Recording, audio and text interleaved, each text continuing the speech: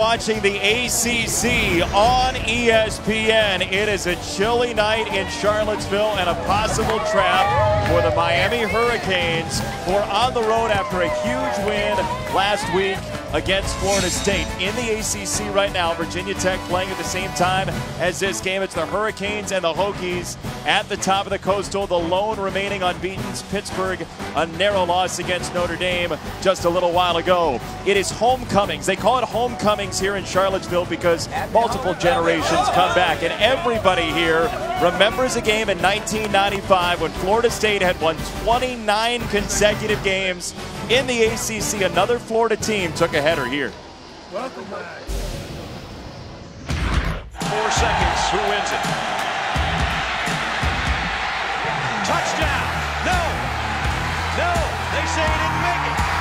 Virginia's upset Florida State. The domination, the hostile takeover, if you will, of the ACC has come to an end.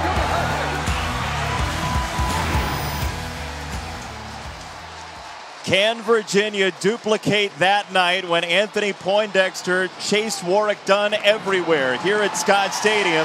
That's the question this evening as the Wahoos hit the field.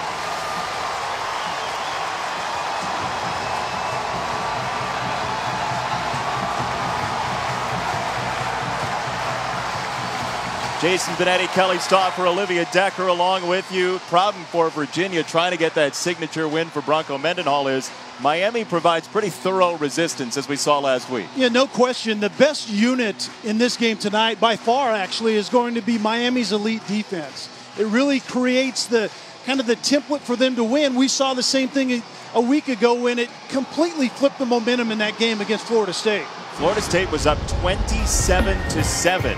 In that game. It was all Seminoles. We were watching the score, and it looked like Florida State was going to be in a runaway, but it was Sheldrick, Redwine, and the defense that compelled them to the finish line. Yeah, and we've seen this movie before. It's the defense that really creates havoc, creates turnovers, brings out the turnover chain, and then the young quarterback, N'Kosi Perry, woke up in the second half. His numbers weren't great, but he made timely plays, and that's what he's going to have to do tonight. N'Kosi Perry gets his first start as a young quarterback on the road. That means something, especially in conference. And then how much emotional expenditure did Miami use a week ago? We'll see here tonight. Well, N'Kosi Perry, as you said, made the big throws, but he wasn't terribly efficient last week, which led to a decision from Mark Richt, right, Olivia?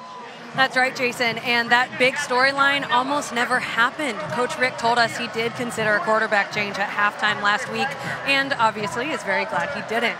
Even N'Kosi's teammates said they saw a different guy in the second half, much more vocal and playing with much more moxie. Well, the Virginia defense has had 2 weeks to prepare for this redshirt freshman quarterback, and they have some variety plan to confuse him and make his reads more difficult, make things look unrecognizable, guys. So we'll see how effective that can be tonight. That's a great point, Olivia. Tonight, the idea is camouflage for the UVA defense, trying to light up Scott Stadium in Charlottesville for another upset against a Florida team. Find out after this.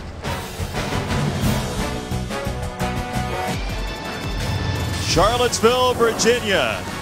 How warm is Sebastian the Ibis tonight? That's part of the question. When Florida State was here 23 years ago, Bobby Bowden was worried about the cold. It's going to get colder tonight than that game. Miami, off that emotion you were talking about last week, can they handle this road environment in a place that's thirsty for a huge win? Yeah, and the biggest thing for me in this game is how much can Miami accentuate their advantage with their elite defense. And that's the best way to go on the road in an environment like this, which quite frankly is pretty exciting currently, is to travel with an elite defense, and Miami certainly has that. Miami won the toss and decided to defer. So Reed takes a knee, and Virginia will have it at the 25-yard line. Bryce Perkins, the quarterback, a junior, and his bloodlines are tremendous. His Uncle Don, former Cowboys running back, Father Bruce, Arizona State, toted the rock back in the late 80s, and Paul Perkins, a Giants running back for the last couple of years, former UCLA tailback. He's out with a torn pec right now for New York, but Bryce Perkins has been the added mixture guy for UVA. He has been electric, taking over for Kurt Benkert, who left after last season.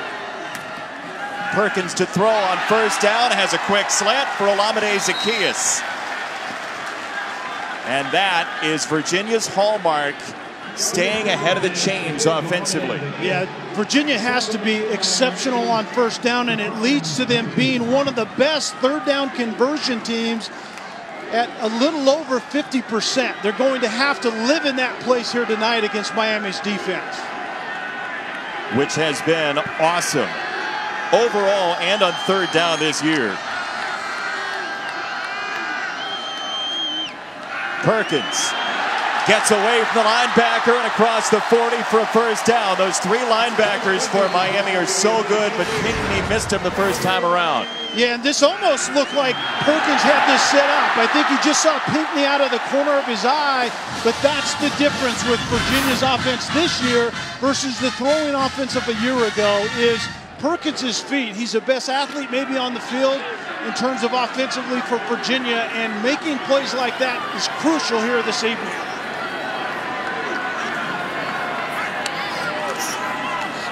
They will motion a lot of guys around here. Virginia. Ellis goes down in the arms of Gerald Willis III, who's one of the impact players this side of the ball. Yeah, Gerald Willis III, a defensive tackle, is complete destruction up front, and you have to double team him, which leads to one-on-ones on the edge for Miami defensively. And then it's Olamide Zaccheaus. We already saw him on the catch. He's a volume guy. My goal as a play caller for Virginia tonight would be to use that guy until he can't even stand up straight.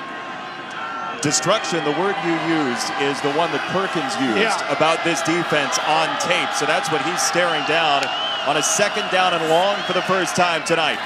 Another quick hitter, and Virginia using the tight ends more nowadays. Tanner Cowley on a gain of 9. Yeah, and all of that leads to a third and makeable again, and Cowley is the tight end. Just go down, show your numbers to the quarterback, and then Perkins is really, really good at decision-making and getting the ball out quickly, like on that play right there, and lo and behold, we're third and very convertible once again. This is where Virginia lives on the offensive side of the ball when they're really in rhythm. That was Evan Butts, the tight end, on the gain of 9. That's Cowley in motion, and they will run straight ahead and pick up the first down inside the 45. First down, Virginia, on this opening drive, which has been solid so far.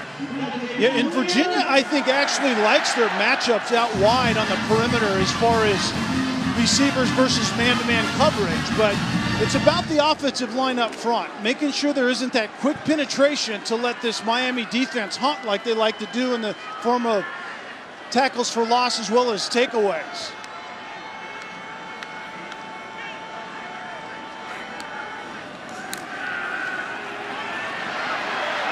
On the roll, Perkins throws across his body, and there is the takeaway.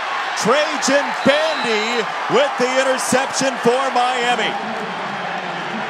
And I see exactly what Bryce Perkins was looking for. Olamide Zaccheaus set down inside, and Perkins tried to throw it back across his body and just airmailed this. And this is exactly what you cannot do. A very difficult throw, high risk there. Just run the ball out of bounds or throw the ball away and live to play another down against Miami's defense. 45 turnovers the last 19 games, and they've got that Chaney Day feeling again on the sideline for Miami. Quick hitter, D. Wiggins on the catch, and the 15 turnover created this year by the Miami defense takes it away from Perkins. And they talk about this thing like it's an idol. We draw energy from it, is what they say. And this team does. There isn't any doubt about that. It's a momentum flipper, and we saw it last week against Florida State. This is a run game. Travis Homer, who invites contact. He's into plus territory, and a third down and short coming up. Travis Homer is a powerful one cut and get down field or heel kind of guy, and he's an arm tackle breaker. And so conversely, Virginia is a very good tackling team, and they're going to have to be sewn up in that area tonight.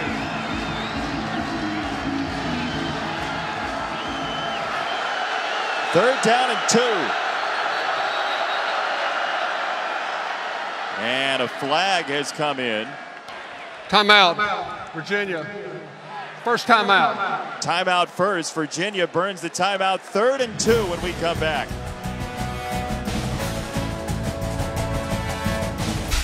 The ESPN app now with ESPN Plus. Get more ESPN and download now.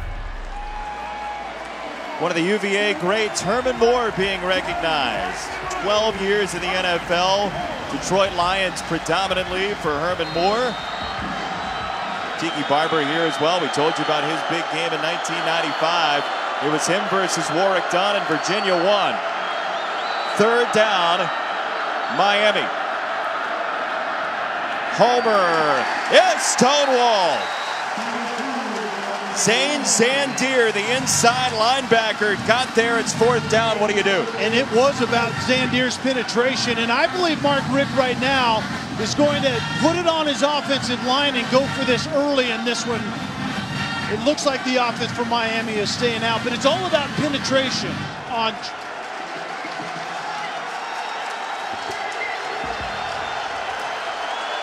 Those of you who watched the conclusion of Washington, Oregon, welcome here. 4th down, Miami on its opening drive of the game. N'Kosi Perry to run. Up the middle, and he's turned around. He's very close. Looks like he might be just short. Gotta check the spot here.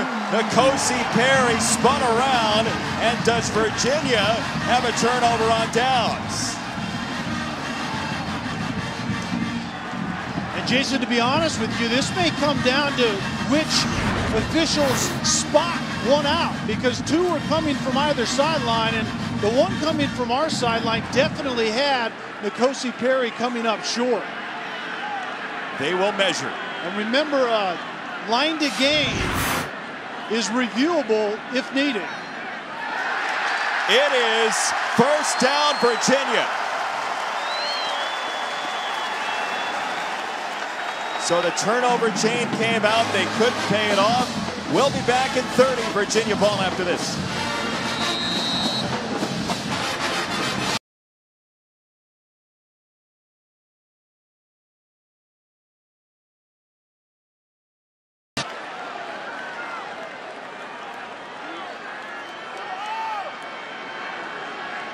"30 seconds goes by fast here in the ACC. Bryce Perkins on the run, and he's got a couple of yards. The transfer from Arizona Western Community College by way of Chandler High School. Bryce Perkins, who has added a dimension to this Virginia offense this year. And quite frankly, it's a dimension that offensive coordinator Robert Anae and head coach Bronco Mendenhall has wanted since they had Taysom Hill at BYU. Their offense is certainly much better when they have a really good athlete at that quarterback position. Spread the field. Don't go fast necessarily, as we see Virginia trying to burn a timeout. Because they got too many guys in the huddle, I think. At least one, illegal if not substitution. Two. Offense, 12 men in formation. 5-yard penalty. With that penalty, down. we'll step aside. No score here in Charlottesville.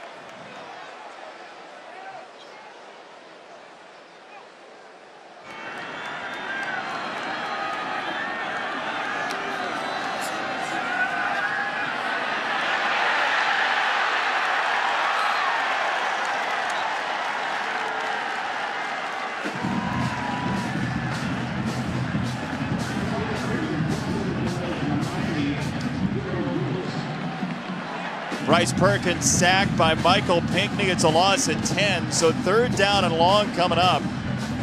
Penalty dropped him back to 2nd and 8, and now they're 3rd and 18.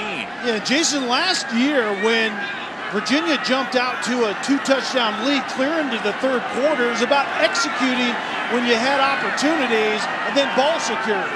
And we're seeing a lack of execution early and a lack of ball security when the quarterback Perkins throws a pick on that first drive. And now a whistle before the snap. Again, offense, 5-yard penalty, 3rd down. Well, for Bronco Mendenhall, who's as thoughtful and analytical of a coach as you're going to run into in college football, this is not exactly the most well thought out first couple of drives. Yeah, no question about it. And Bronco Mendenhall, as you can see, looks exasperated early in this one because remember, Miami's defense is elite, and quite frankly, they don't need any assistance. Yeah, 3rd and forever for Virginia here. Perkins gets outside and creates some yardage. He slid, but a little bit late, and you wouldn't imagine they throw the flag here at the 45. Willis tracked him down. But Miami allows less than 20% conversion on 3rd down this year. That's the best in the FBS. And on 3rd and 18, you might as well just buy a lottery ticket. I guarantee you this, Virginia isn't converting at 51% on 3rd down because they've lived in the 3rd and 18 neighborhood. Good news for Virginia is the punting situation is better than the place kicking situation. Lester Coleman to boot it to Jeff Thomas, who's okay after a knee injury. Miami came after him and dropped him. No flag comes in, and Miami will have it. The crowd boos as Coleman went down, but no marker comes in. 7:16 to go first quarter. There's the Rotunda here on UVA's campus. N'Kosi Perry's first road start. Where'd he come from? 4-star prospect, Vanguard High School in Florida. He's a dual threat quarterback behind just Tua Tagovailoa and Kellen Mond, so that is heady company. His brother was a Florida State fan. N'Kosi converted. This is what he's been waiting for his whole life, is to be the starting quarterback for Miami. 4 passing touchdowns last week against the Seminoles. This is his first road start, and the opening drive was thwarted on a 4th down and short in Virginia territory. DJ Dallas, the tailback, the explosive sophomore. And Dallas gets the carry for just a couple. So, Jason, when you're a quarterback getting your first road start, what you want out of your play caller, which, oh, by the way, it's the head coach, Mark Richt, is you want to get comfortable early. So look for high percentage passing, some decision-making in the run game, which really taken out of his hands, some called give stuff, and I think that's what we're seeing early in this one. Miami, for the most part, is a running team. Last couple of weeks, they've passed well under 50% of the time. They'll go back to the ground and nothing there for DJ Dallas. It's 3rd and long. Charles Snowden, the former basketball standout with the tackle in a very depleted Virginia defense.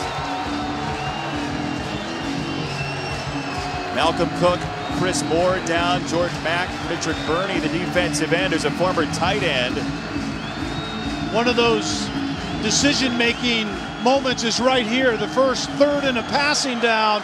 We'll see how N'Kosi Perry holds up under pressure because he's going to get some out of Virginia defensively. How will they disguise their looks tonight? They stunt at the line. Peace was coming. They picked him up down the sideline. And that's brought in D. Wiggins. At the edge, a flag has come in. And we'll check the marker. It's on Miami. Holding offense number 62. 10-yard penalty. 3rd down. So, Jason, there are a lot of ways to get production by pressuring the passer, and one of them is a hold that we see on this particular play. You bring extra bodies, and this is exactly who Bronco Mendenhall is defensively. Nick Howell is now the play caller as Bronco has given that up for the first time here at Virginia, but it's all about pressure, disguising, and trying to give the young quarterback something that Nick Howell told us is unrecognizable. And that time, it wasn't about N'Kosi Perry. He threw a straight out to Wiggins, but his offensive line was a little bit leaky. Wipes out a 27-yard gain on the holding penalty against Mahoney. 3rd and long. Perry nearly crossed the line. Now he does, has to run, and he's yanked out of bounds by Zane Zandier. It's 4th down. Virginia's defense playing well. And Virginia's defense has played well, really after about the first season that Bronco Mendenhall was here.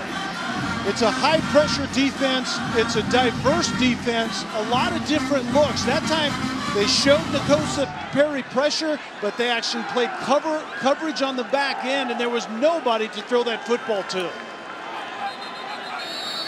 And another whistle here in the first quarter. I could do without so many whistles. Timeout. Miami. First timeout. Timeout, Hurricanes. Each team's used a timeout. We've had more timeouts used than points. Check us out on the app.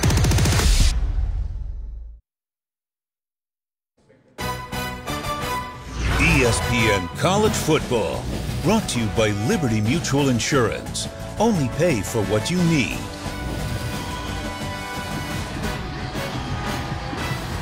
The Link Lab in the School of Engineering and Applied Science. Autonomous cars operated by remote control. Our robot overlords here at Virginia. Great school here at UVA and technologically savvy. As Tavares Kelly, the freshman, approaches to make the catch on the return. And this Virginia team gave Miami quite the scare last year. Kurt Benkert had maybe his best half at quarterback for UVA. 28-14 after a 14-0 advantage. Zacchaeus, early touchdown, 28-14. Benkert looked awesome, but Miami's defense once again caused trouble. There was an interception for a touchdown that made the game 28-28. Homer helped put it away, and the Hurricanes 44-28, the final score. But as expected, the Miami defense was the catalyst in that game. Late decision on the handoff for Ellis, who gets about a yard. That's not where you want to go against Miami. No, it isn't. And one of the things that Virginia wants to do on the offensive side is they want to, obviously they want to run the ball better, but that's easier said than done against Miami. But the way they want to run the ball is more run game decisions post-snap when the quarterback has the ball in his hands, and let Bryce Perkins make some of those plays. Not only if it means he keeps the ball, if that's the right read, but let him make those decisions after the snap. Well, we know he can throw and run. He's tried to catch as well earlier this season. Here, he throws it out wide to Joe Reed. In space, Reed across the 45. First down, Virginia. JB, there it is right there. This is the modern-day triple option. Zone read inside, nothing there. The quarterback pulls it, and then throw it to your best playmaker, which is Olamide Zacchaeus. That's the triple option, the way it's played out of gun, and that's the decision-making I was just talking about, and that was a spectacular couple of decisions on that play. That doesn't look anything like Georgia Tech. No. But it's kind of the same concept in terms of the decision tree. As Sharp checks in as the tailback, and Perkins off a spin goes down. He's sacked as we check in with Olivia. Well, that last pass was Perkins' first pass since the pick in the first drive. And just something to note, he does have a dislocated pinky on his throwing hand. In our meetings yesterday, he had it all taped up, and he told me he was hoping to go without it. I saw him warming up with the tape still on, but no glove, and now obviously he's added the glove. He told us that it doesn't hurt his accuracy, but it does hurt that velocity. So Kelly, especially you, I want to know if you see that. Yeah, and the pinky is the stabilizer, and it's actually the first finger to come off the ball when you spin it. But if you remove your pinky, it doesn't feel right in terms of remove it from the football, and I think that's what Perkins is dealing with currently. Perkins intercepted. He wanted Reed, and he's picked off for the second time in the game. Sheldrick Redwine.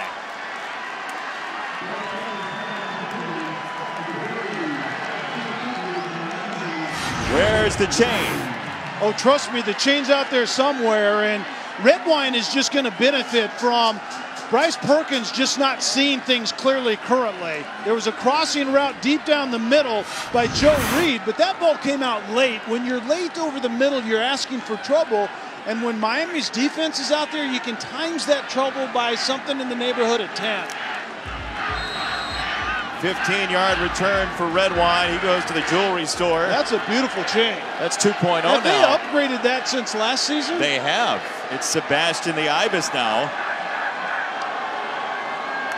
that they derive their energy from. Perry zigzagging through traffic, and he whistles it incomplete. D. Wiggins has seen a lot of time. Second down coming up. On the injury to Perkins, by the way, we talked about the pinky injury. He hurt himself trying to catch a pass. Yeah, of all things, and it was a pass that was low. I said, don't you know how to hold your hands in the triangle, index fingers together, thumbs together to catch the ball? He said, actually, it was low, so I had to turn my hands over, and I got it right off the end of the pinky and dislocated and actually tore a ligament. And so I bring it up because when you made that triangle, you kind of looked like you were starting to make the U motion, I can which see he didn't that. need in his life. Yeah, he doesn't need that. And on the other side of the ball, N'Kosi Perry is a guy that is on the road for the first time, and his decision-making has been pretty decent, even though his offensive line isn't getting a lot of push in the run game currently. So far, his decision-making for the youngster has been quite buttoned up. Pressure coming from the corner. Homer picks it up, may have held. This ball down the middle is intercepted. Joey Blount, the safety, just short of midfield. Well, basically, I'm going to stop talking about quarterback's decision-making because I just said that N'Kosi Perry had been pretty buttoned up, but this is throwing the ball deep middle with the safety single high, and in this case it's Joey Blount. Joey Blount had nothing to do but to retreat in center field and catch the football. There was pressure off the right side. You have a go route going up the inside of the hash with the middle safety. If you're going to throw that at all, it has to be driven. But driving that throw right there wasn't even going to work for N'Kosi Perry, who worked off of short fields quite a bit in the second half last week. Now Perkins on the roll, has the completion across the 45. Hassis Dubois for a first down. And talking about Joey Blount, who just had the interception, high praise from the guy next to him. Juan Thornhill, his co-safety, said Blount reminds him of Quinn Blanding, one of the all-time leading tacklers that you'll see in college football, who left after last season. And specifically why?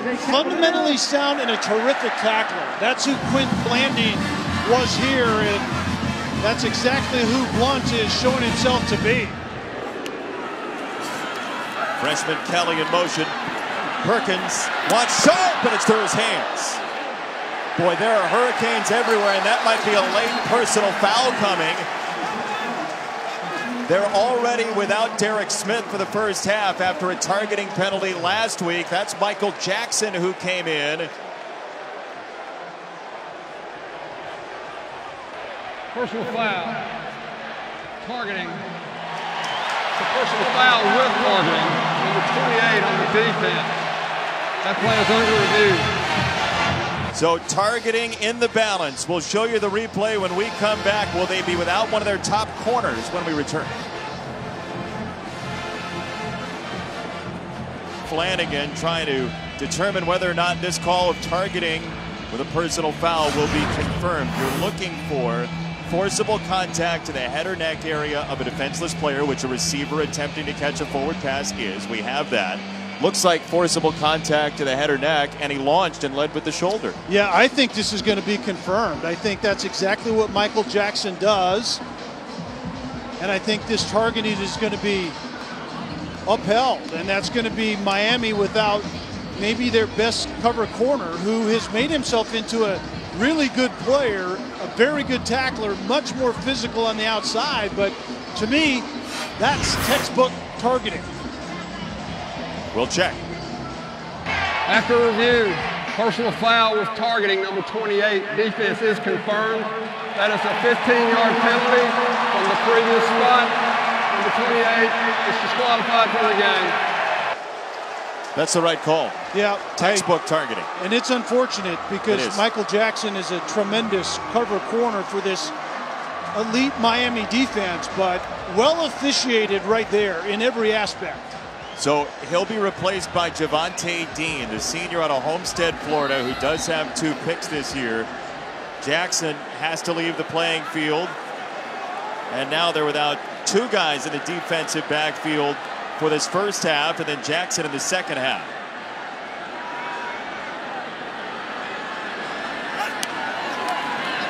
Perkins down the middle has a short completion to the 20. Assis Dubois gets 6. And I think that's where Virginia has to be offensively in the pass game, is they have to go down in the voids of the zone that Miami is playing currently and just stop in a window and let your quarterback make a decision. Even against these linebackers who played together for so long? Yeah, because I think moving through those zones has gotten your quarterback in trouble twice, with 2 interceptions when Bryce Perkins did not see it clearly. His only 2 incompletions were picks.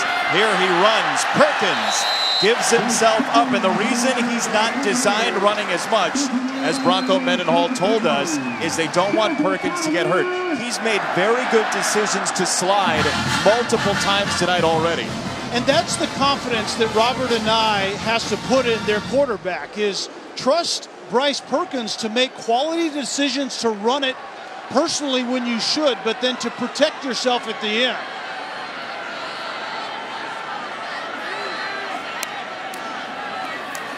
Perkins sees trouble coming, and down he goes. Miami's Shaq Quarterman got in there.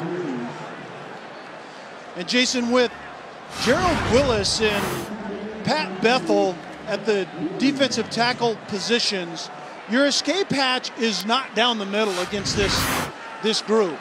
They aren't going to go anywhere in the middle of that defensive front for Miami.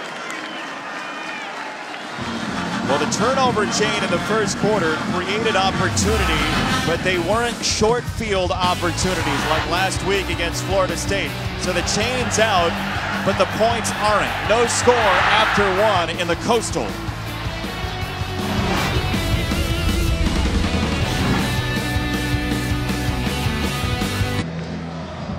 Second straight week, Miami's been shut out in the first quarter. Virginia scoreless as well. And the Cavaliers are driving. Thanks for joining us tonight. Jason Benetti, Kelly Stauffer, Olivia Decker along with you. 2 turnovers for the Miami defense in the first quarter, but nothing to show for it. Second down for Perkins. Bryce Perkins, a carousel in the backfield, and he finds his way inside the 10, tiptoeing out of bounds. Another great decision with Bryce Perkins' feet. Nothing there initially, and I think that was a designed draw for the quarterback. But once again, I think it's slim pickings in the tackle box against Miami defensively. What Miami is doing is they're trying to make hay rushing their 4-down linemen and playing 7 on the back end. There hasn't been many windows to throw into for Virginia in this first half. Third down, pressure up the middle. Perkins dodged it for a moment. And now what do? Your kicker could be any of 3 guys. Yeah, you want to get points, but you're exactly right. This is a crapshoot when you're trying to throw a kicker out there for UVA currently. Their kicking situation is Goldilocks without the just right. They have Hunter Pearson, Brian Delaney, A.J. Mejia, and it's going to be Delaney. Bronco Mendenhall hoping the temperature's just right. It is. Delaney, the kickoff specialist, sinks the field goal. 3-0 Virginia, the opening lead.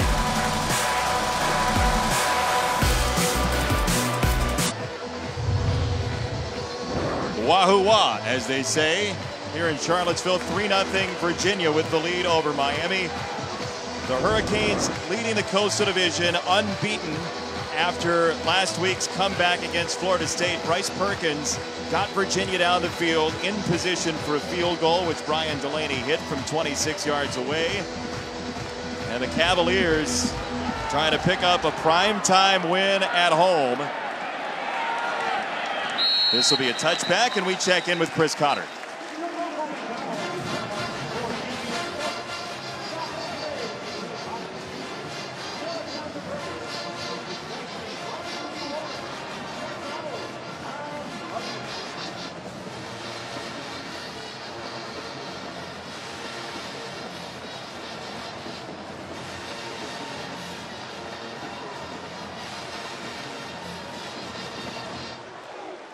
How about that? You kind of called that last week, and you got that smile on your face after we saw the I like Cyclones. Brock Purdy. I know that. He was amazing. He was out of his mind good.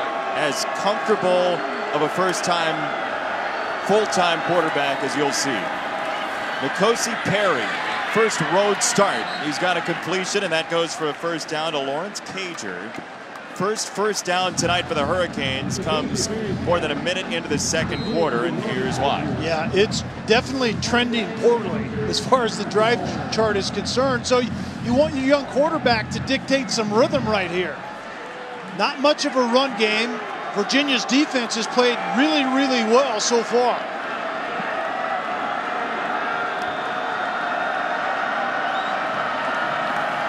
First down, quick hitter, Jeff Thomas. And that's something that can build your confidence as a young quarterback, right? Absolutely. High percentage throws to guys out in space that have really good athleticism and speed. Jeff Thomas is chief among them outside. So bounce the ball outside to your playmakers. Remember what offense is about in college football. Get your dudes the ball. Who are they? ID them and get them the football in space and let them go to work. Oh, he's got dudes. And Thomas, 17 plays of 20 yards or more. They'll run this time. Homer dodges out of bounds, but there's that contact. He instigates sometimes, putting his shoulder down. Rob Snyder over at the sideline along with Blunt, and it's third down. Yeah, Homer is kind of a snarky runner. A little snarky. Is that proper?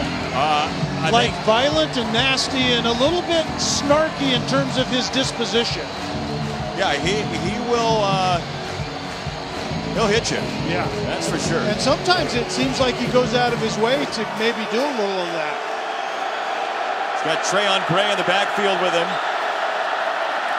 And it is Gray diving to midfield, first down.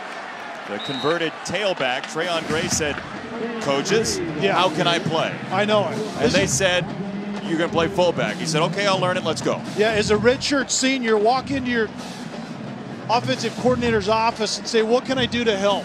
How can I get on the field? And it's like, let's turn your 240 pounds into a blocking fullback or a short yardage carry guy. And there he is. They call him Chalk. Trayon Gray. Blitz shown from the corner. It does come. Dallas picks it up. Intercepted. Juan Thornhill.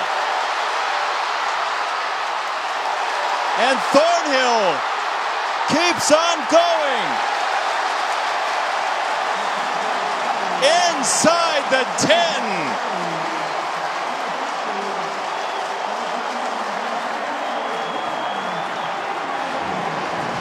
We have an official down on the interception.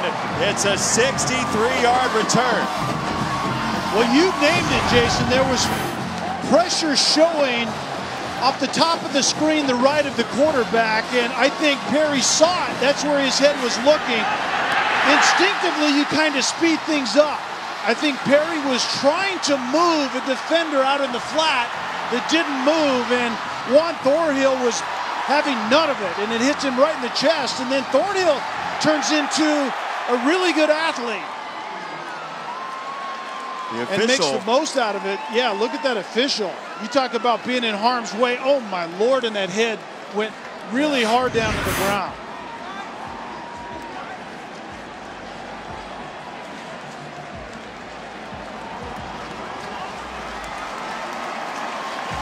So Jeff Flanagan and our crew looks all put together.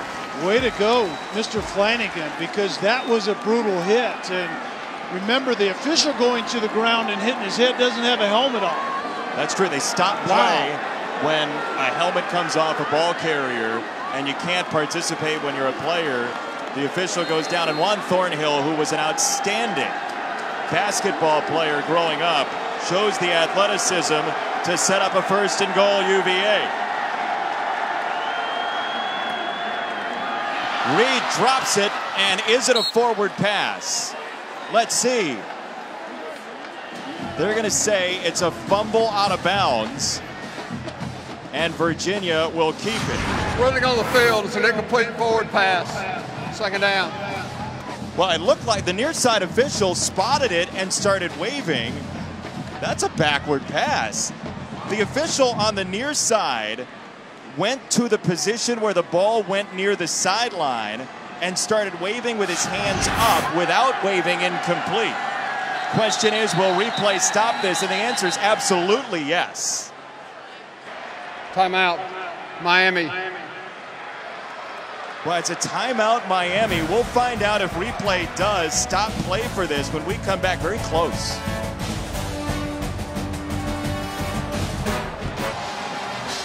Call on the field was incomplete pass. A lot of layers to this. Was it a backward pass? Was it clearly recovered by Miami? And also, will replay stop play to actually take a look officially? They look at every play, but will they actually stop play and officially review it? What do you think? The quarterback released it from the 13-yard line, and I think the receiver touched it just behind that to some extent. So I think it was a backward pass, but during that timeout, there were plenty of time for the replay booth to look at it, and we're playing football. And it was ruled an incomplete pass on the field.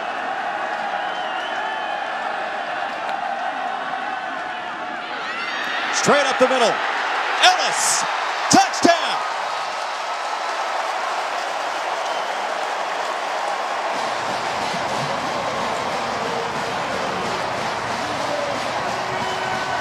Well, Jason, if you want a winning formula against Miami currently, first of all, don't turn the ball over. But Virginia has done that, and Virginia's defense has held up extremely well. Miami is second in the country points off of turnovers, and they have 2 and 0 points off of that. The points off of turnovers are all about UVA right now, 10 of them off of 2 turnovers. Virginia attacks the middle of that defense, and Jaquan Johnson, touchdown, Jordan Ellis.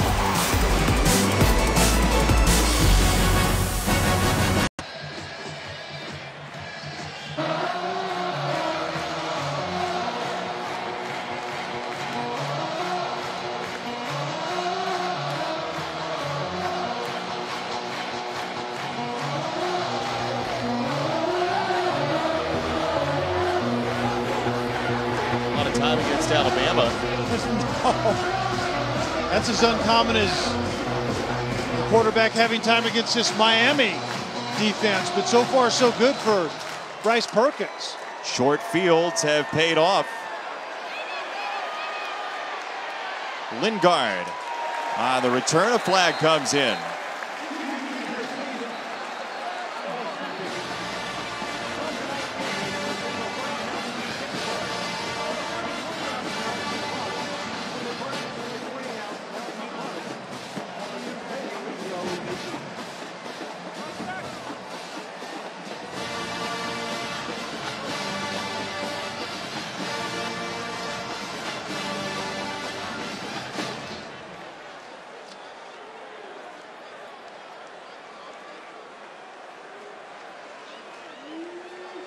Well, pardon Jeff Flanagan if this takes a moment. He just got trucked on the last possession.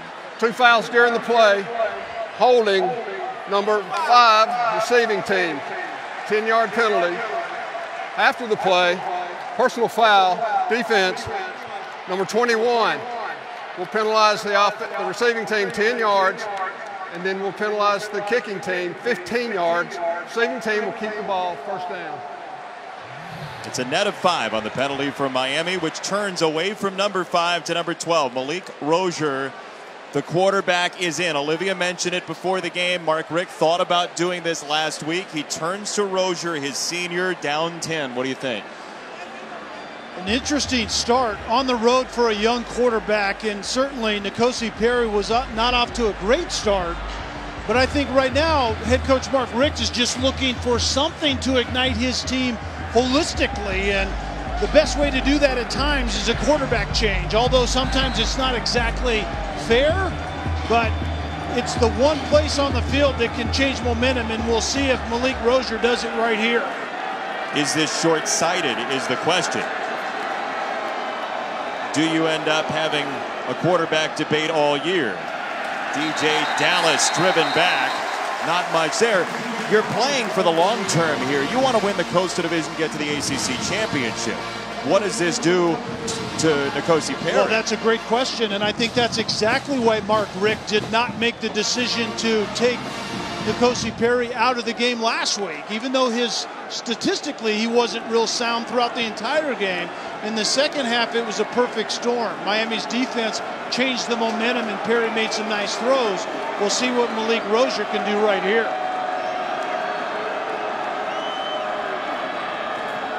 Rozier with Thornhill coming. And he threw the wrong pattern, or Thomas ran the wrong pattern. Third down, Olivia. Guys, I've watched Malik on the sideline, and he's been very engaged and very supportive. And our own Allison Williams had this game last week, and she said the same exact thing. Now, Malik has accounted for 5 touchdowns this season for Miami, and all have been on the ground. So maybe they're looking for something more in that way. But N'Kosi Perry, obviously very frustrated. Yeah, Olivia, I think that's a great point, because even the defensive coordinator for Virginia, Nick Howell, told us that he thought Rozier brings more in the quarterback run game than N'Kosi Perry does. A lot of people wouldn't understand that. Perry's thought to be more accurate and have more arm talent, but you're right. Up front right now, Miami is not getting a lot going. A whistle and a timeout, Miami. So the Hurricanes have burned all 3 of their timeouts. Miami. With 10:23 to go in the first half. Disorganized is the word that comes to mind. Virginia up 10.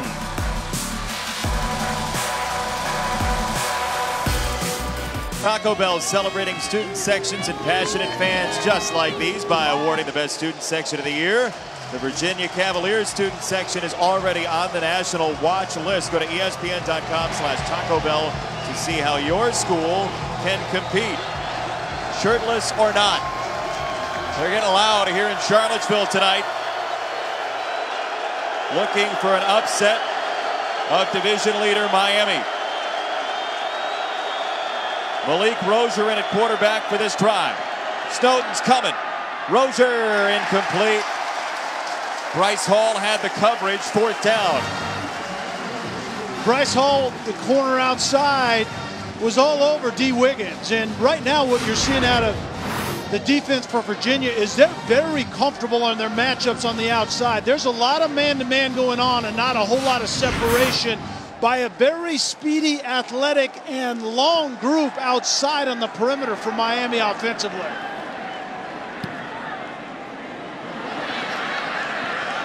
Tavares Kelly decided not to fair catch. Kelly mazes his way ahead to the 39. 8 yards of beauty. This week, Sunday NFL Countdown, behind the scenes in the Patriots locker room. The "Aw yeah" mantra they've got.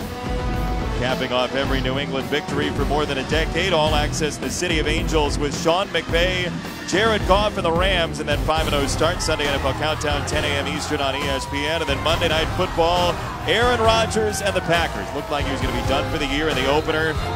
He'll play again against the 49ers, 8:15 Eastern, 5:15 Pacific on ESPN. Simulcast in Spanish on ESPN2. Coverage starts with Monday Night Countdown at 6. Served by Applebee's.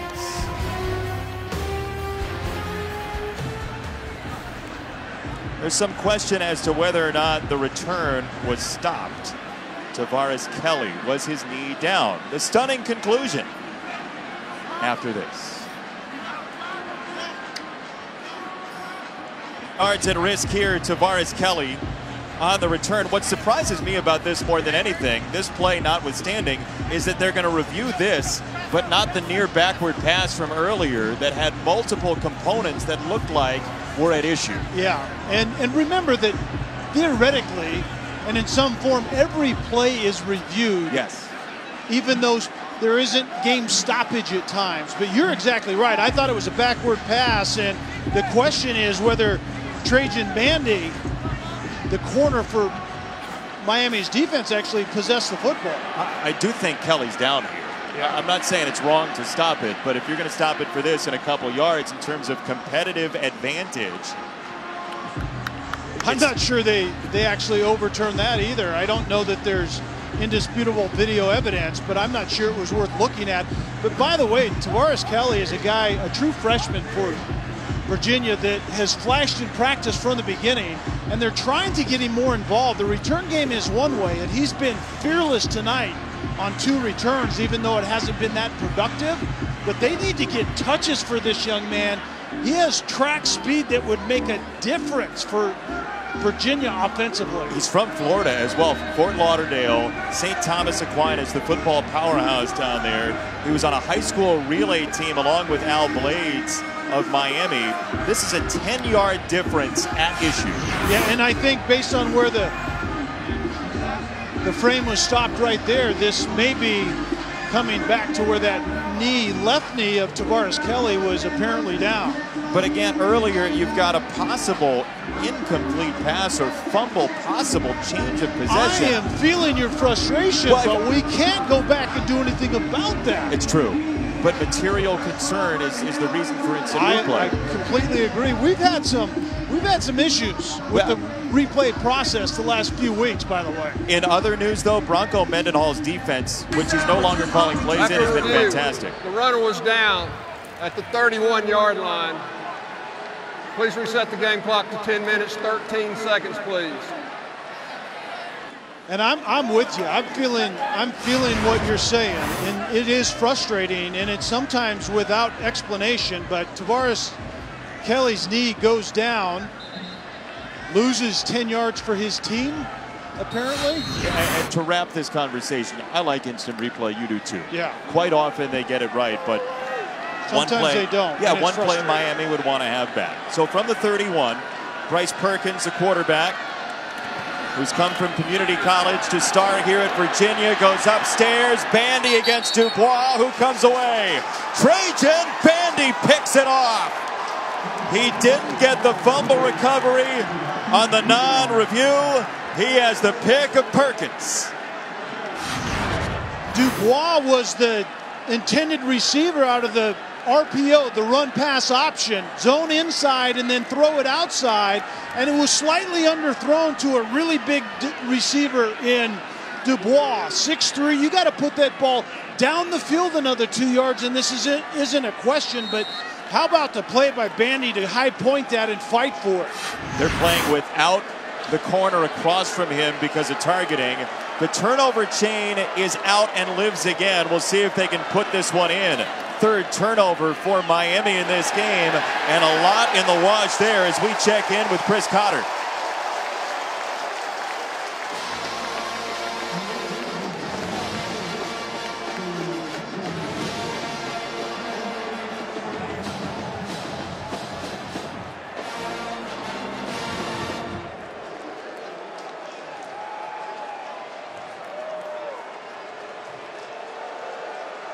Alabama can find a vein with the best of them. They draw blood every Saturday in a big way.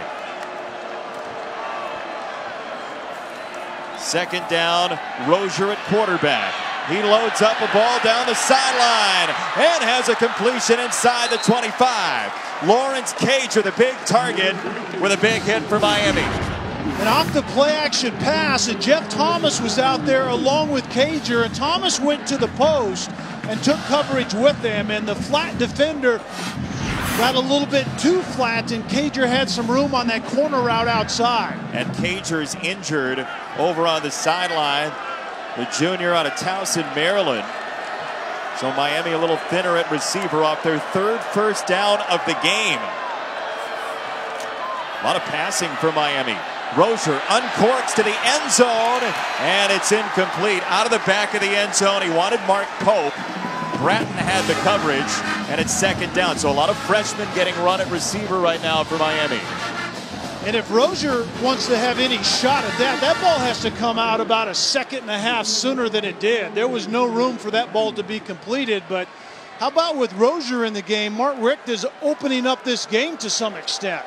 He must feel like there are gaps in his secondary.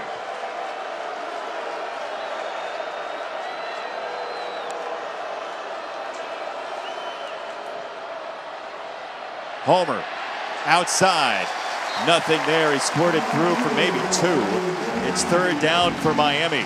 Yeah, and that's exactly why the play caller, head coach Mark Richt, is going to the vertical pass game, because the offensive line of scrimmage for Miami right now just isn't getting the job done. You can see right there the offensive first downs 3, defensive takeaways 3. That's who Miami is a lot of Saturdays. That defense has been their most substantial offense historically.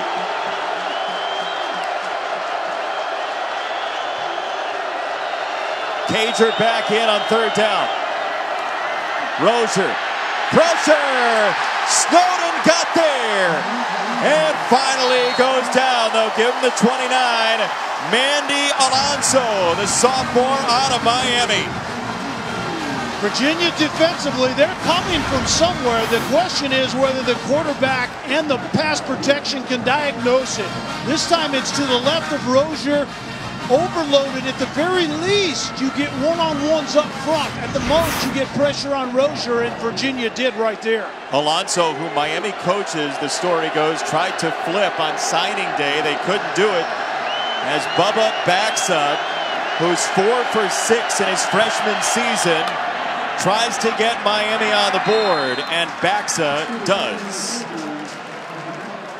He's 19 years old, Bubba Baxa, and a big moment to finally pull the top off the jar. You know, when you hit a drive right down Main Street when you're golfing, that's what Baxa just did. Well, I know you don't, but those of us that actually do hit drives down the middle, that's what it looks like in a kicker's version of it in a football game.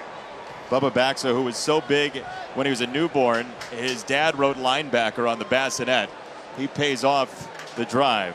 Hey, you can stream college football all season long on ESPN+, so start your free trial today by downloading the ESPN app or visiting ESPNplus.com. Catholics versus Convicts, ESPN+. The anniversary coming up, beginning of next week on Monday, the 30th anniversary of Jimmy Johnson saying, "We don't play for the tie." 31-30, the final score. The whole documentary, 30 for 30, on ESPN+. Jimmy Johnson said a lot of things, but what Jimmy Johnson also did is win a lot of football games, and big football games, and a lot of the Miami faithful are wondering if and when Miami's going to get back to the Jimmy Johnson type days. Nearly half a dozen national championships for the Hurricanes. Joe Reed on the return. Reed spins through a tackle, and he's to the 33. Miami and Notre Dame 30 years ago.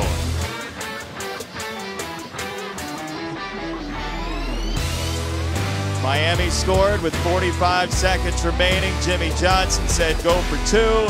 Steve Walsh had it batted down. 31-30, your final score. We don't go for no ties, right? Mark Richt would just like to have a point or two.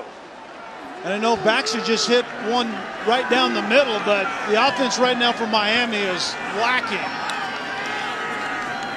A lot of motion. Perkins runs. Chris Cotter in the studio.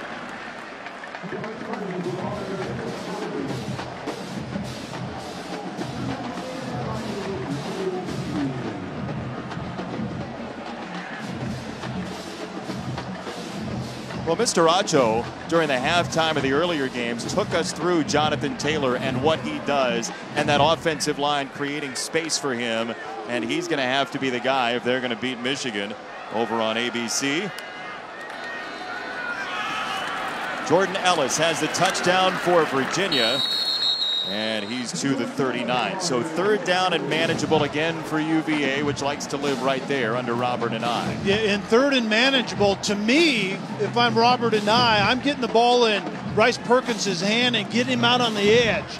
I love that triple option they ran earlier. Zone inside, quarterback run to the edge, or instead of the pitch on the option, you have a swing pass to a receiver outside. So I would hope we would see some of that. Offensive coordinator and I in the thick of it here on a 3rd down for his offense. Perkins, a statue back there. Pressure comes down, heats him up. Perkins to the sideline and incomplete. Let's check in with Olivia. Well, Bryce Perkins came into this game throwing only 4 interceptions in the first 5 games, and then, of course, has 3 tonight. So just an interesting note that his quarterback coach is up in the press box for the first time this season. So they're communicating over the phone, which was by design. And the reason is they switched places with offensive coordinator Robert Anae. So he's on the field, and he just changes the dynamic, much more intensity. Robert Anae, Olivia said to us during the week, we asked him what would Robert Anae 20 years ago say about Robert Anae right now and this team. He said they'd say, why don't you have coaches who are tougher? So maybe he wants to liven himself up down there on the field as Thomas puts it on the ground, and they'll be at the 15. 46 yards on the punt. Robert Anae, former BYU lineman, played with Steve Young there, then the offensive coordinator twice with Rich Rod in between. Yeah, it's been a long and windy road, and he goes out places, and Arizona was one of them, and adds a little DNA to it. He had an offensive line stint with Mike Leach, and back as the BYU coordinator, and then obviously with Bronco Mendenhall here at Virginia. But it's interesting how that man as a play caller has evolved, and the scheme that he thinks works in college football today. His offense leads. Rozier to throw, has a drop, second down after Chris Cotter.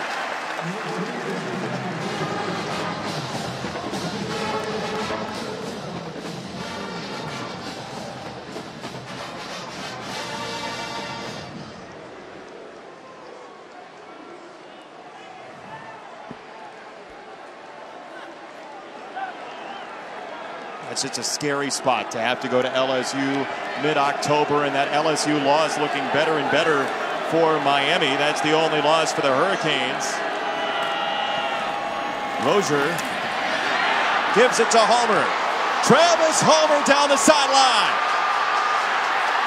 Homer dumped out of bounds. Finally inside the 20. It took Bryce Hall all the way downfield. And it's really the first time that Miami has opened things up. This is just a simple outside zone play, and Homer gashes Virginia, but the hustle play by Bryce Hall at least prevented the Homer touchdown, and we'll see now if Malik Rozier and this offense can get into the end zone as opposed to settling for another field goal.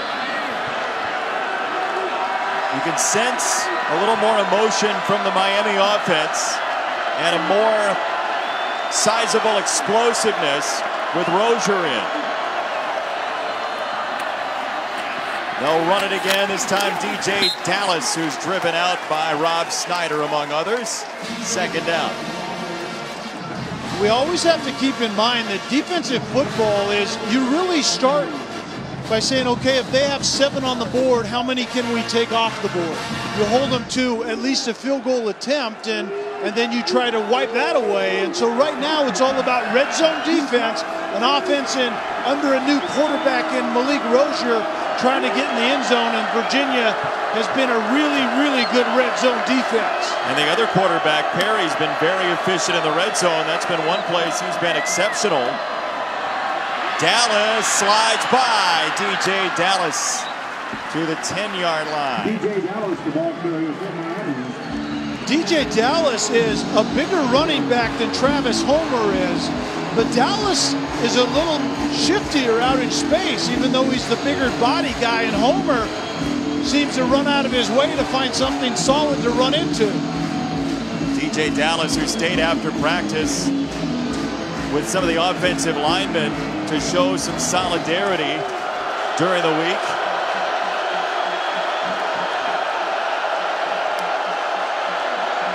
Third down, Miami. Rozier to throw. Rozier to the end zone. This is out of bounds, incomplete. Harley was down there with Brenton Nelson, and nobody could haul it in. And Nelson has been banged up, and Harley, the receiver, has taken over the Braxton Berrios role, that slot receiver that makes things happen. And once again, it's a corner route. It's very late developing, although it was tremendously well covered by Nelson. But the throw was late by Malik Rozier once again. No room, no hope to kick that football in bounds. is from 28 for Baxa.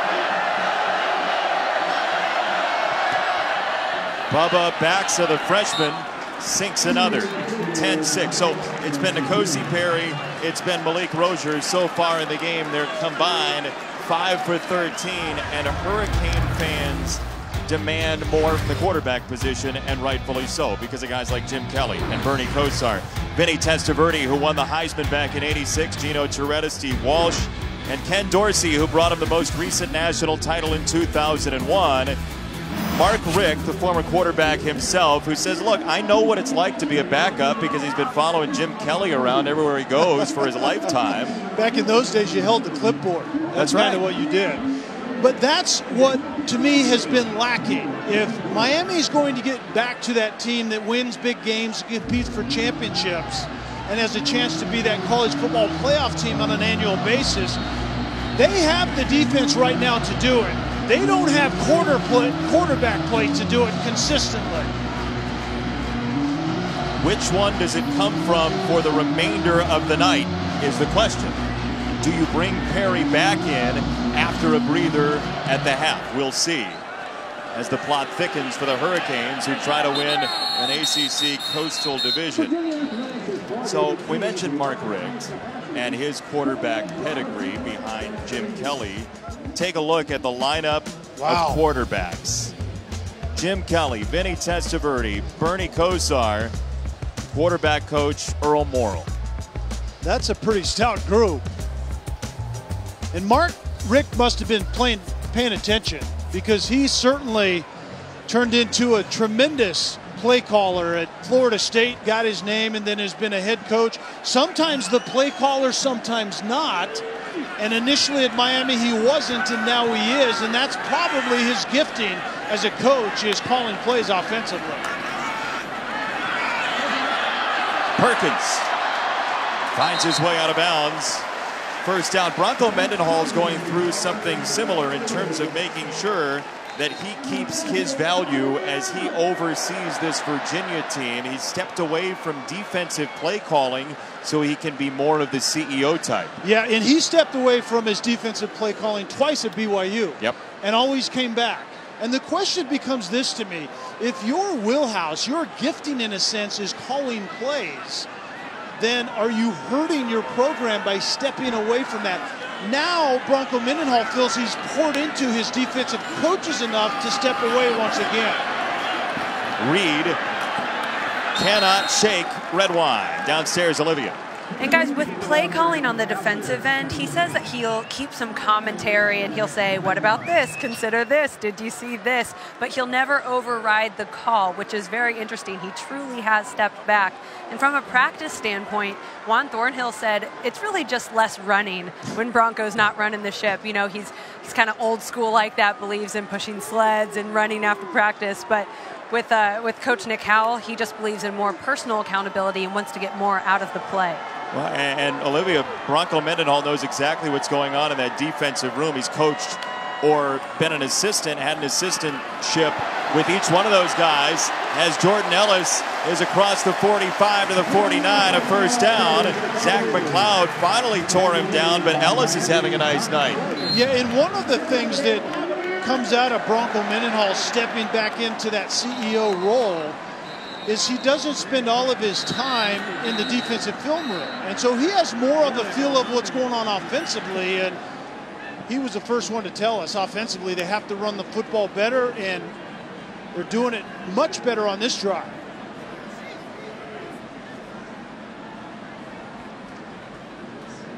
You know, Bronco Mendenhall is a guy that knows kind of how all of the parts fit together.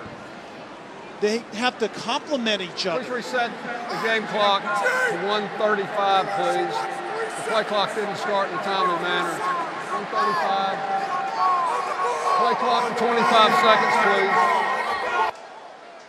The Virginia sideline is screaming at its offense to get up on the ball as we get 6 seconds of our life back. Use them wisely. First down, UVA just short of midfield.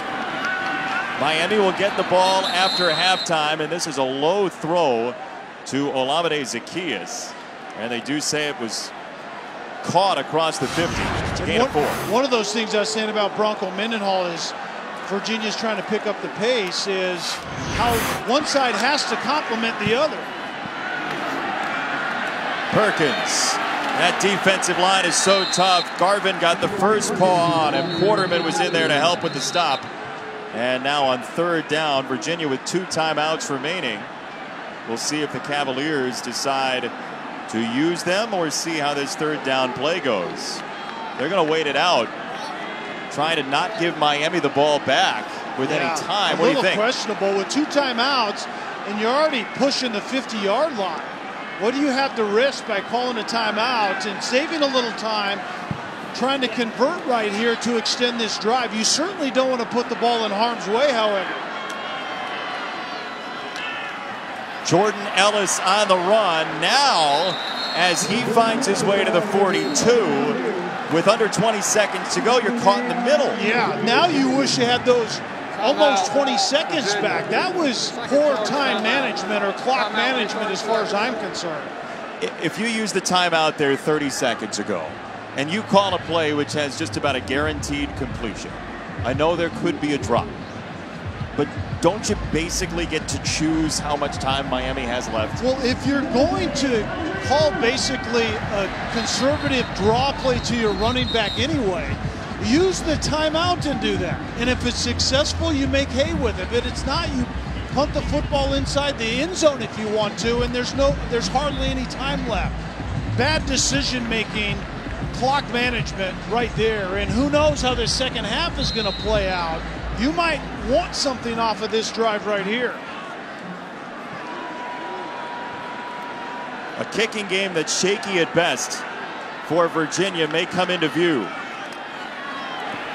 It's a run for Ellis, and he's inside the 35. So now, Jordan Ellis, the ball carrier, with 9 seconds to go, what's your play call here with 1 timeout? You have a timeout, so you can make something happen with 9 seconds. You can even throw it into the middle of the field. And remember, Brian Delaney's wheelhouse is starting about now at the 30-yard line on in, and so 3 points is certainly on the board.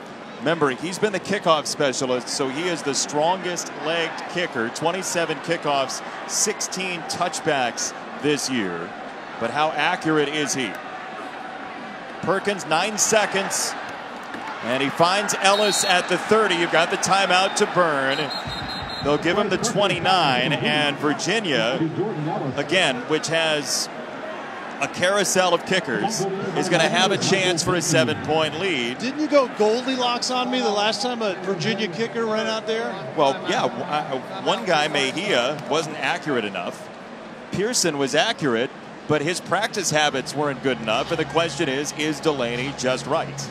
They haven't made a field goal of 40-plus in 3 years. Yeah, that was in the closer that season. That's a really long time. And then the other thing that Bronco Mendenhall added is Brian Delaney, he liked from the 30-yard line in, but he didn't like Delaney early in the game because he wanted him to calm down a little bit.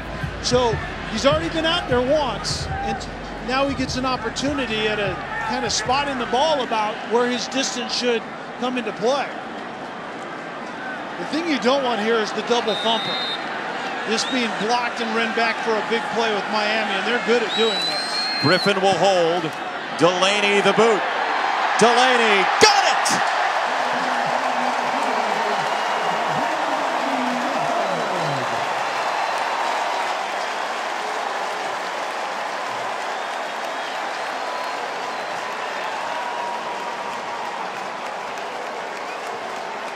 Virginia, there is a kicker. 13-6, our score at the half. Unbeaten in the ACC, Miami trailing. They'll get the ball first. Cotter in the halftime report after this.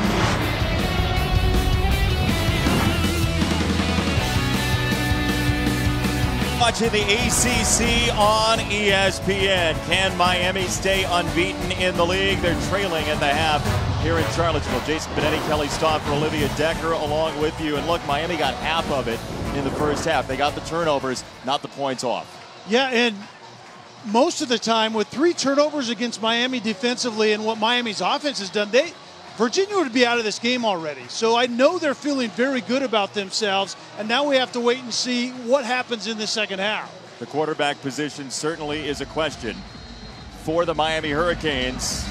Rozier, Perry, we saw them both in half number 1. And for more on that, downstairs to Olivia, who just caught up with Mark Richt moments ago. Thank you, Coach. You went with Malik Rozier at quarterback in the second quarter. What have you gotten since he's been in? We got a little something going. He's a mature guy. He's been through a lot of wars, and this is a war, so we needed to put him in there. Have yet to score a touchdown, but you start the second half with the ball. Will he stay in at quarterback? Yeah, he'll be the QB. Thanks, Coach. Good stuff for Mark Richt. Rozier is the quarterback. N'Kosi Perry, 3 for 6, 20 yards, 2 picks. Rozier loads up a deep ball into double coverage and batted away. Thomas was the target. Blunt nearly had another pick. And Thomas actually made a great play as a defensive back at the end of this one. This was double covered from the get-go. Thomas was running a deep post route over the field, and Virginia had it covered over the top, in and out, and it just wasn't there. Travis Homer, who's been the saving grace for this run game since taking over for Mark Walton last year. Rozier and Perry combined first half, 5 for 13, 50 yards. Yeah, dreadful. What did you notice once Rozier was in, though? Mark Richt felt comfortable throwing the ball down the field, but I think Rozier, he believes Rozier's going to see the pressure elements from Virginia a little better. Snyder, the tackle, trying to drive Homer back, and we were talking to Juan Thornhill, the safety for Virginia during the week, and he said, look, I bulked up because of games like this when you face tough running backs like Homer who want contact, as we saw there.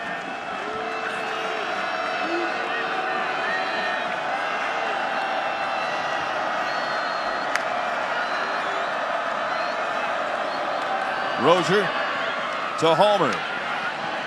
See, that was one of those balls, as a flag comes in late, that was one of those balls that was just a little bit off target for Rozier that Mark Richt was talking about last year. Made Homer reach a little, and the holding penalty's not going to help. Yeah, DJ Scave. Holding, offense number 51, 10-yard penalty, second down. And that was the problem in the first half, is on the offensive line of scrimmage, Miami wasn't productive. And I know what the offense does. They say, okay, if we're not productive offensively, if we have a choice at quarterback, let's make a change. It's kind of coordinating 101. Sometimes it works, sometimes it doesn't. But I guarantee you this, Mark Richt is a former quarterback himself and has coached a bunch of them. He did not like what he was seeing out of N'Kosi Perry in his eyes in that first half. DJ Dallas on the run, and it goes back to something Mark Richt told us midweek. He said the reason N'Kosi Perry hadn't gotten the shot yet to be the starting quarterback when Rozier opened the season was the off-the-field stuff. The being ready to be a leader, and road starts can sometimes bring things out that you'd rather not have. Yeah, Mark Richt told us that it was about 3 things. Accuracy, check the box if you're Perry. Decision-making on and off the field, it had gotten better. Quite frankly, he had grown up a little bit. And then handle pressure. This is the first start on the road. There's pressure like no other in conference, and he did not handle that in the first half, and quite frankly, he didn't have a lot of help. Cager was on the wrong side, third down, and was it a timeout or did the play clock expire? Delay game. It is delayed. 5-yard penalty, third down. See, Cager was on the right side of the formation. Rozier had to tell him, get on the left side to join the trips, and then suddenly the play clock whittled down to 0. Yeah, and that's all about the quarterback. That's the quarterback administration before the play. And so Mark Richt told Olivia that we're going with the guy who's been in wars before. Well, you got to make better decisions than that and get your team up to the line of scrimmage and call a play before the clock runs out. Wound down again. Rozier, free runner coming. And that was by design. Screen pass from Rozier, and they do get some of the yardage back. DJ Dallas, and another flag is in where Rozier delivered the ball. Looks like 15 yards to be added to the end of the run. First down. it's on Zane Zandier, the sophomore from Pittsburgh, and a huge penalty against Virginia. And if you're Virginia, you do not want to give any life to Miami's offense that just isn't getting anything going. Zandier is just absolutely unacceptable. A screen pass is allowing you to get to the quarterback, and you take a late shot and give Miami a play that they haven't earned. And Bronco Mendenhall knows that his team can't afford to do where his team was in the second half last year in this matchup, up by 2 touchdowns, and then they gave up 30 straight points and got blown out. 28-14 becomes 44-28 very quickly, and this is incomplete. He went over the middle looking for Jordan, the tight end, who's been invisible tonight. And that is a place that I think Miami has to look in this second half. And Brevin Jordan is really a wide receiver route runner in a tight end's body. And I think that's a place they can exploit in the middle of the football field. Tried to play wide receiver. He was too big for the position at Bishop Gorman in Las Vegas. They made him a tight end. DJ Dallas, who runs hard, is driven back right around the 35 by Darius Bratton. You know, Jason, in that first half, we talked about the offensive line. I've been a part of some of those quarterback changes on both ends. And it has a lot less to do about the quarterback and a lot more to do with the offensive line needs to get their act together. How does that happen for Miami? What does that look like? What they're doing right now, running to the perimeter and having options of balls to your playmakers out in space. Into the pile with Trayon Gray, and he looks like he's got the first down. They're going to spot him right around the 33. Virginia defensively is a diverse, multiple team and very aggressive. You have to use that aggression against them.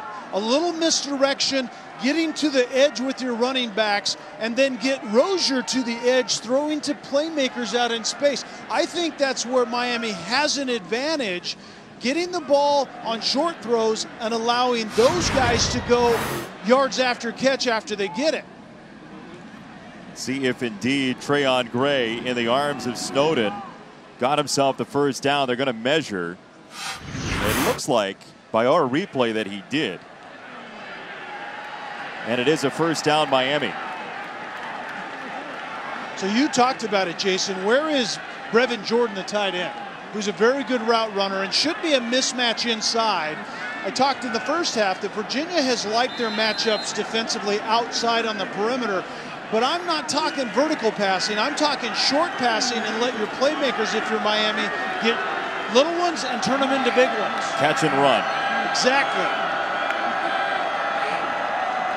First down, Rozier in the offense for Miami.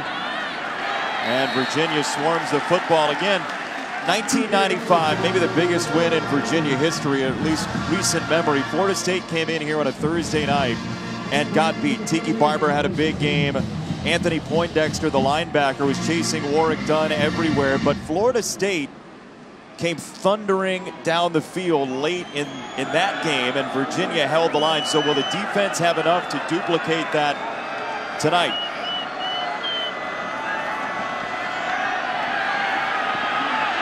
Rozier on the roll. Rozier sets the corner, and he's out of bounds across the 25.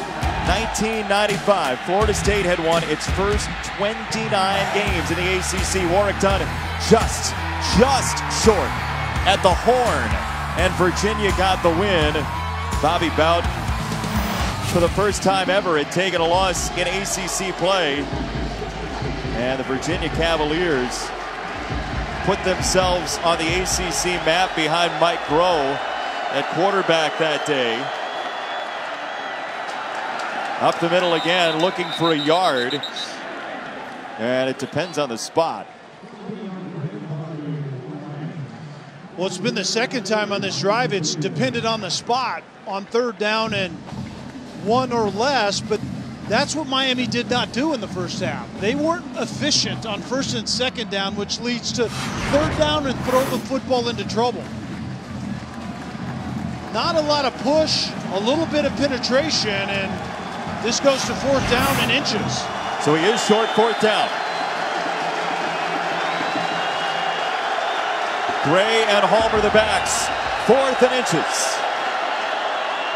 Gray goes high and gets knocked back. The question is, where is his progress? First blush, it looks like not far enough. Let's see.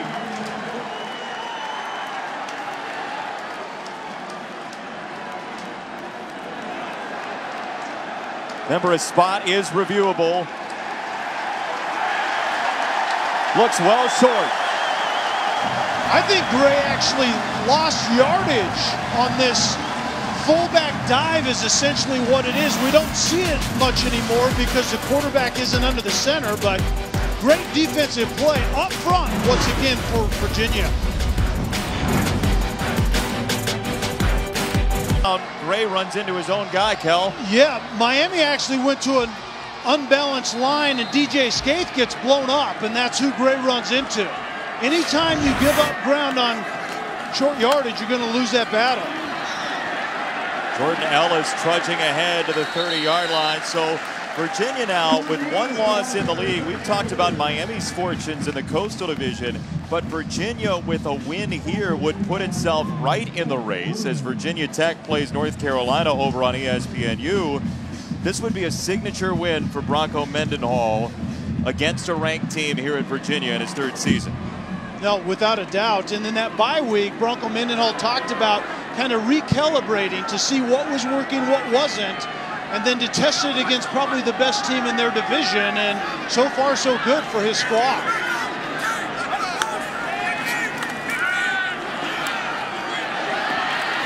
Quick hitter to the outside for Sharp. And it's third down. Bronco Mendenhall in search of that first top 25 win as the head coach here at Virginia. And frankly, it was the offense at the end of the season. Got them to a bowl game last year, but their only touchdown in the final two games against Virginia Tech and in the bowl game was an opening kickoff touchdown in the bowl. Unbelievable. We were in here for a game and saw maybe the best offensive game that they've played under him. In fact, I don't think there's a question about that, but they absolutely dried up after we left town. That was against Connecticut early last season. Perkins steps up right into the rush, and down he goes. Redwine came in first and forced the movement in the pocket for the Miami sack. And that's exactly what prevented Perkins from getting outside. There was pressure off the right side of the quarterback, and this ball was supposed to go out in the flat to Chris Sharp early. And actually, Chris Sharp was out in the flat standing all alone. Because of that pressure, Miami dropped coverage defensively on the fullback coming out of the backfield. And if the quarterback could have launched that one, it would have been a huge gain to Chris Sharp. 12 tackles for loss last week for Miami, 6 sacks. And Coleman just barely gets it away to Thomas. With a fair catch at the 32. You may want to grab a snack because this one's close. Little John's Sandwich Shop. Tasty. We came here to see Jet, what you got? No, no, no, not on my watch. No way. Bring what you got, I'm going to the top. You can bring what you got, I'm going to the top. Bring what you got. Bring what you got. I'm going to the top. Nearly half a dozen national titles for Miami. Is a swagger back? Yes. Are they back is the question we're asking. Have they won the big game? Not so much. Dominant defense? Yeah. Top 10 yardage defense. Championship quarterback? They got 2 quarterbacks. We'll see. Are they feared, Kel?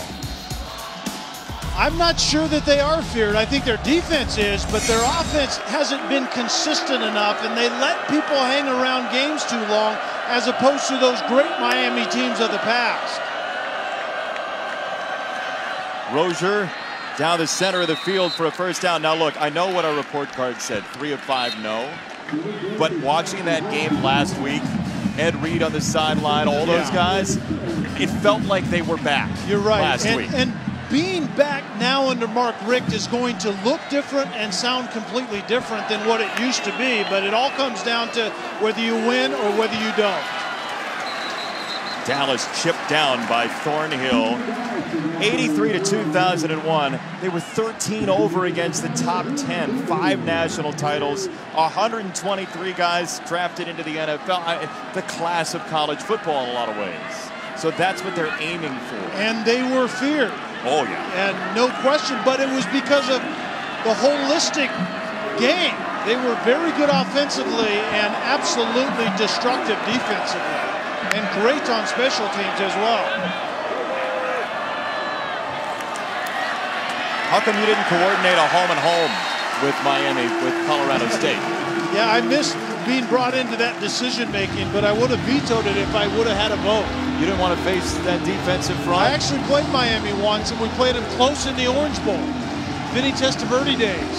But we lost the game, but we held our own. But I don't think they were willing to come across the Rockies to our place. What was it like there that day? It was awesome. Natural grass, everything that you want, playing a program like that, and to come out alive was a good thing. 3rd down for Rozier. And movement at the line, a false start coming. False start. Offense number 51, 5-yard penalty. 3rd down. It's on Scaife, who was the roadblock on the 4th down run. Yeah, Scaife is the one that gave up ground on that 4th down run that was unsuccessful. And so what happens on the line of scrimmage is Navon Donaldson, I think, is the best offensive lineman Miami has. Typically now, he's listed as a tackle. He slides to guard, and the true freshman Scaife moves up. And right now, Scaife is making a few mental mistakes. Smells like a bonfire here on 3rd down. Rozier launches down the sideline. Hall got position on Pope. What coverage by Bryce Hall. Yeah, you can't cover the fade route any better than Bryce Hall does right here.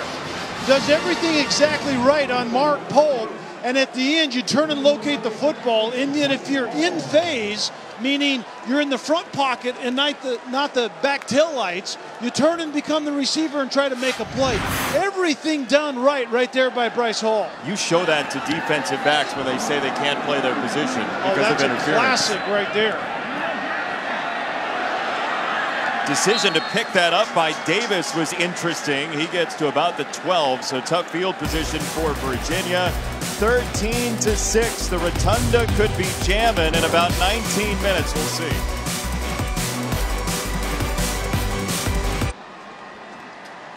Centerpiece of Miami's team is the defense led by Manny Diaz, and you think the turnovers start on the defensive line with your Kelly vision. No question about it. So Kelly vision is this.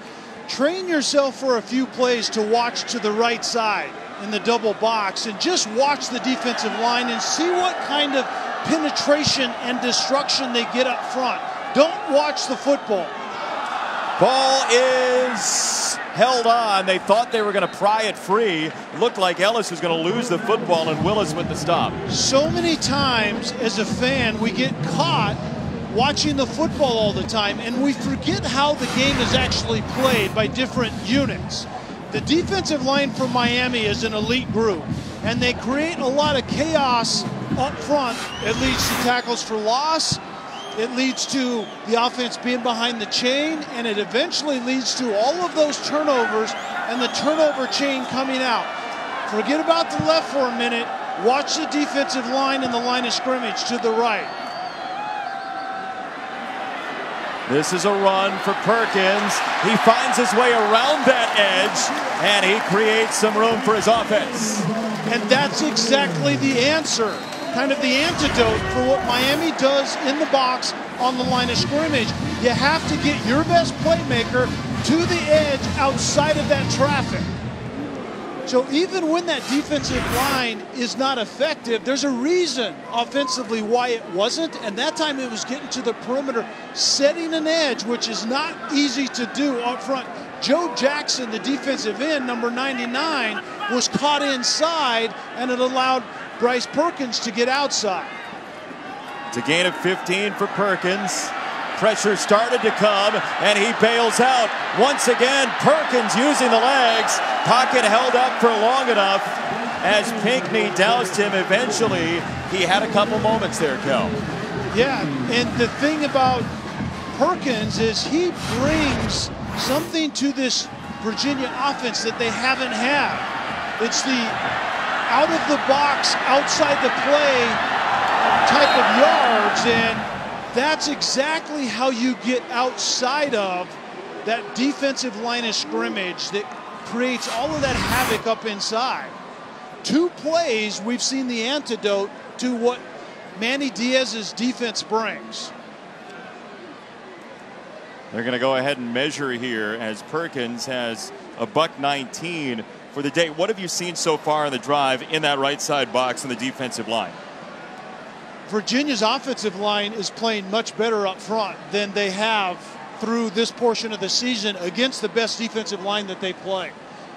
Right now, the defensive line of scrimmage for Miami looks somewhat out of gas and playing without emotion. And I wonder if that's the toll that last week against Florida State has taken on this team as this game goes along.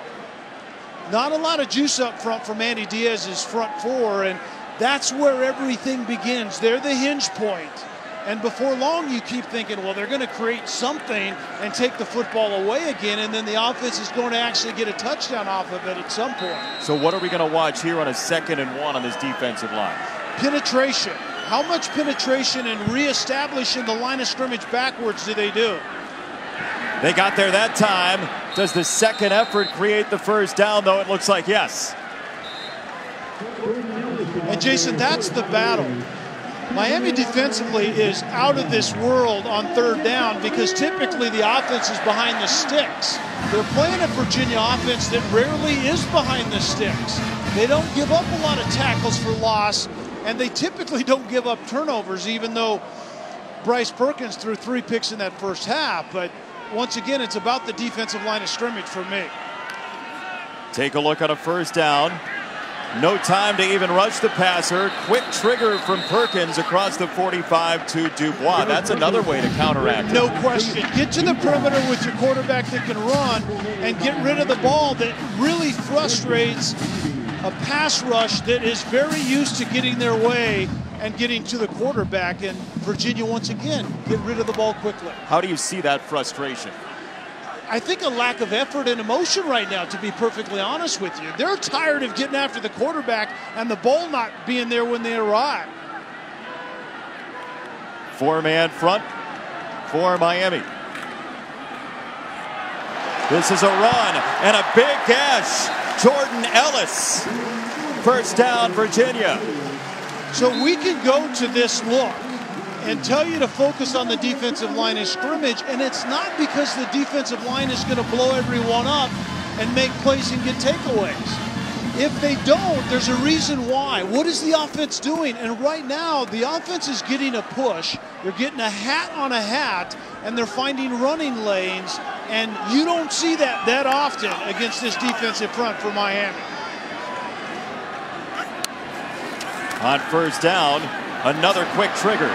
Joe Reed up the sideline. He's inside the 40. Olivia. As Kelly was talking about tackles for loss and setting them behind the sticks, you know, Miami came into this game leading the country with 72 tackles for loss. And for context, the next closest is Clemson with 57. And lineman Gerald Willis leads the team with 12.5. And he's the one who said Manny Diaz only had to tell us once. He said, look, if you're a Miami Hurricane and you can't get a tackle for loss, you have to look at yourself in the mirror. There's a lot of looking in the mirror during this game, though. They're not where they want to be. Well, and Olivia, the front of the brochure for Miami typically is not guys with hands on hips, and that's what we just saw during your report. Yeah, Olivia, that is a great report and insight to what we see playing out. In that 2-box we were showing, where has Miami's defensive line of scrimmage gone to? They haven't really had an impact recently in this football game. Virginia, here at Scott Stadium, has 1 quarter to go. Can Miami stay unbeaten in the league? 13-6 at the end of 3. Does Virginia have enough to get to the finish line against the Hurricanes?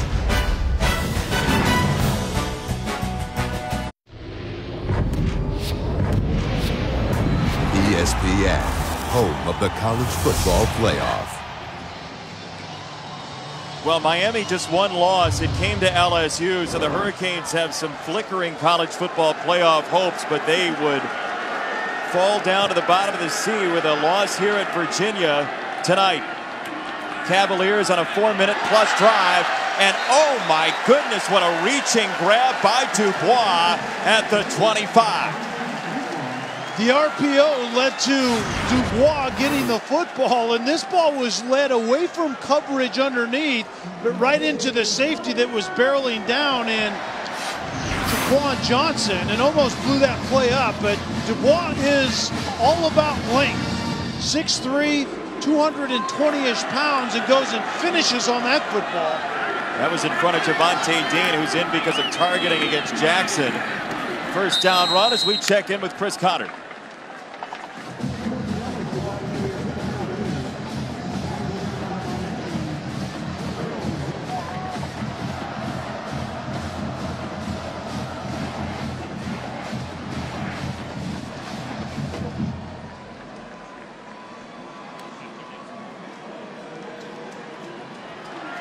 Lone loss for Michigan to Notre Dame, still unbeaten in the Big Ten. Upset Saturday in the Big Ten for Penn State. See if Michigan can dodge that. Perkins off the pump fake. Bryce Perkins inside to the 15. Bryce Perkins is making that second level linebacking group for Miami look slow. And I once again don't know if it's about all of the expenditure in that emotional win a week ago, but that time Shaq Quarterman came out to tackle the quarterback that made him look a little bit silly. Bronco Mendenhall said to us, look, I'd like to tell you different, but when we saw Bryce Perkins, we said, this guy is athletic. We want him to be our quarterback. It's 3rd and 1 for Perkins. Late decision. He keeps the ball and has a first down. Virginia to the 10. A late decision, but a great decision. And that's where Jordan Ellis has to be very patient not to take that football away. Let the quarterback make the decision. Watch how long that ride, that mesh takes. And then the quarterback ends up making the right decision. Bryce Perkins wears number 3 in honor of Allen Iverson, and that was the football edition of the killer crossover. Yeah, no question. That is a good call, and also the attitude of Allen Iverson on this play is going to be needed if Bryce Perkins and his team is going to finish this one in the end zone. Play number 13 of the drive for Perkins. Olamide Zaccheaus. A hesitation, and he shows the agility for a couple of yards. Sports Center tonight after Crawford, Benavides. Max and Stan have it for you. Complete post-fight breakdown, and that should be a dandy. They got into it the weigh-in. Busy college football Saturday. Dodgers, Brewers, a close one. Astros, Red Sox. Long first couple innings for Chris Sale. Sports Center after boxing on ESPN and the ESPN app. Joe Reed, number 2. For Virginia, a huge Red Sox fan, but he has other things on his mind, including beating Miami.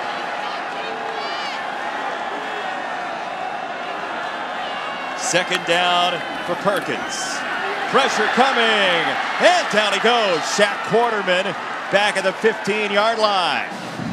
And it was an early show of pressure, and Miami wasn't bluffing.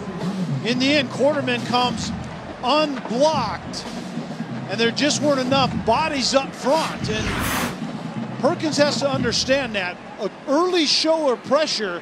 Do I have all of these hats for Miami blocked up? And if I don't, I have to make a good decision and get rid of the football. Shaq Quarterman, who tried to pump his team up at the end of the 3rd quarter on the sideline, does it with a loss of 7 there. Perkins keeps his feet. Perkins again keeps his feet. End zone, incomplete. Pinckney provided the pressure this time, and does Virginia, as a flag comes in on the far side. kick the field goal if it's 4th down. There's no foul for an eligible receiver downfield. Quarterback was throwing the ball away. 4th down. So look, Cal, Brian Delaney's had a good day for Virginia, but he's the 3rd place kicker they've used on field goals this year. Yeah, Bronco Mendenhall told us that Delaney won the job by applying good practice habits, which apparently Hunter Pearson did not do. So good for good practice habits. This one from 32 for Delaney. It's good. He had the first 40-plus yard field goal for UVA since 2015. There is a marker down. Offside. Defense number 54. The penalty to be declined. The field goal is good. That first 40-yard field goal came earlier. This one from 32. He makes it a 2-score game, sliding it just in.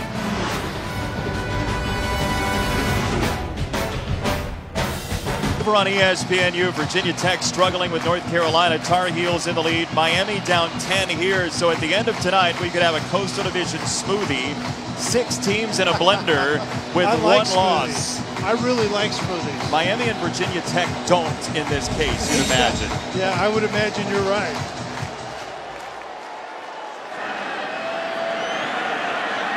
Lingard decides to take it out, and he is to the 25. Interesting stuff going on in the ACC. Pitt very close to beating Notre Dame. A.J. Dillon still out. We've got Friday night, Boston College, Miami coming up in a couple of weeks. See if Dillon is back for that. They did beat Louisville. NC State, West Virginia, that game that was canceled due to the hurricane would have been so interesting. They've got Clemson on the road next week. Who you got? I like Clemson a lot. I think Clemson is kind of staging to be a really, really good team down the stretch here. Just got by Syracuse to stay unbeaten. Homer off the check down. Little dodge inside. Travis Homer keeps his feet to midfield. Nifty run for Homer. Injured Virginia player behind the play. And that's one thing that Miami didn't do well throughout this game so far is perimeter run. So the way that you enhance your perimeter run is you throw it to your running back outside, and it's essentially an extension of the run game. We hear that all the time, but that's what it looks like. Well, Chris Peace is the injured party here, the senior. That's a tough loss because he's the elder statesman in the linebacker core, but also he says that defensive energy starts with him. He's the guy that kind of gets everybody pumped up for that Virginia middle of the defense. So we'll see how long he is out. Again, they're down Malcolm Cook, Chris Moore, Jordan Mack, Richard Burney for prospective starters. Rozier, the screen for Homer. Travis Homer again using the edge of the field. After a gain of 24 last time, he finds his way down to the 30, first down Miami. And into the short side of the field, the corner Bryce Hall was coming off of the edge. If I want to call one play into the blitz corner, it's a screen. That's a perfect play call, and it's anticipatory play calling. I'm anticipating what Virginia has shown on tape. Short corner blitz, throw a screen right into the mouth of it.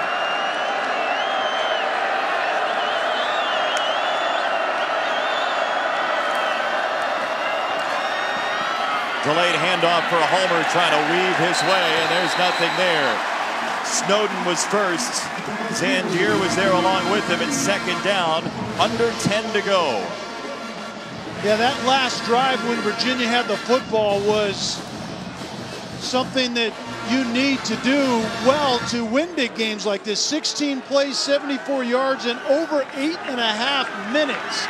So it forces Miami's offense to feel a little bit of pressure and get something done on this drive. Thomas on the far side only has one catch in this game. Rozier Intercepted. A second one for Juan Thornhill. And the former basketball star barrel rolls across the 40-yard line. This was, to me, all about pressure. There was pressure on Rozier. I think his arm either got hit or this ball actually got tipped, and it came out like some type of waterfowl that had just been shot out of the sky. Juan Thornhill, who took over for Quinn Blanding to run this defense, trying to put it away.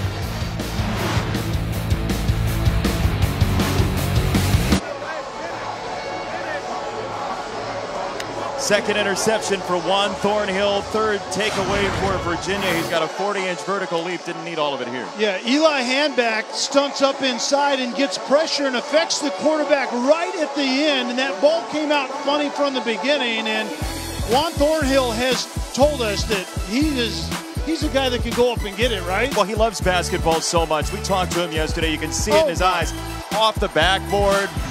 He remembers vividly his first alley-oop. It came in 8th grade. His cousin threw him the lob off an inbound pass. 8th grade. 8th grade. I couldn't get off the floor in 8th grade.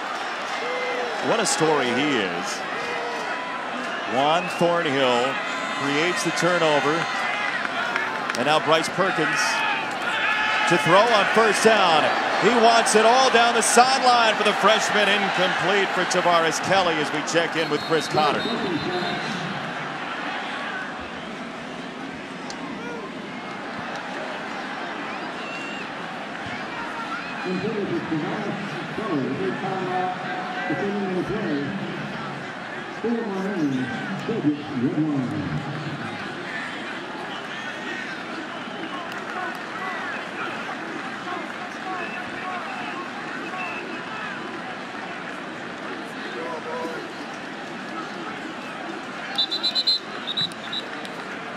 Remember back in the day when Alabama sometimes didn't have a quarterback that they were confident in? And they still won like every game back in those days. And now they have two as Shaq Porterman is off the field. Perkins steering the offense to 16 first downs to Miami's 10 tonight. The JUCO transfer Bryce Perkins. With Reed in the backfield, he looked that way. Now pressure coming, he spins out of it. And with Garvin breathing down his neck, it sets up a third down. Hey, 15 schools, all on one network. A new place to call home, the ACC network, coming August 2019. And it might just be in August 2019 when we have a Coastal Division champion for 2018. We could end today with 6 teams with 1 loss in the Coastal. What kind of smoothie is that? It's one that they do not like very much in Miami or Blacksburg. And it certainly could be bunching up, and it will be because Virginia has applied their lessons of the past, and Bronco Mendenhall given away play calling to be the CEO and overseeing everything, and so far, so good in this one. Timeout called Virginia, which is 3 of 8 on third down. Miami allows under 20% on third down. Can they hold the line after this? We'll find out.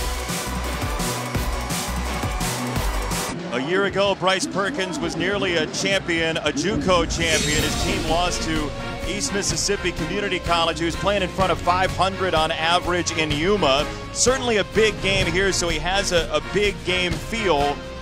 And we talked to him about that hurdling stuff. He said he first hurdled a guy when he was 12 years old, but a long journey for him to junior college from Arizona State, where he washed out behind Mike Bercovici.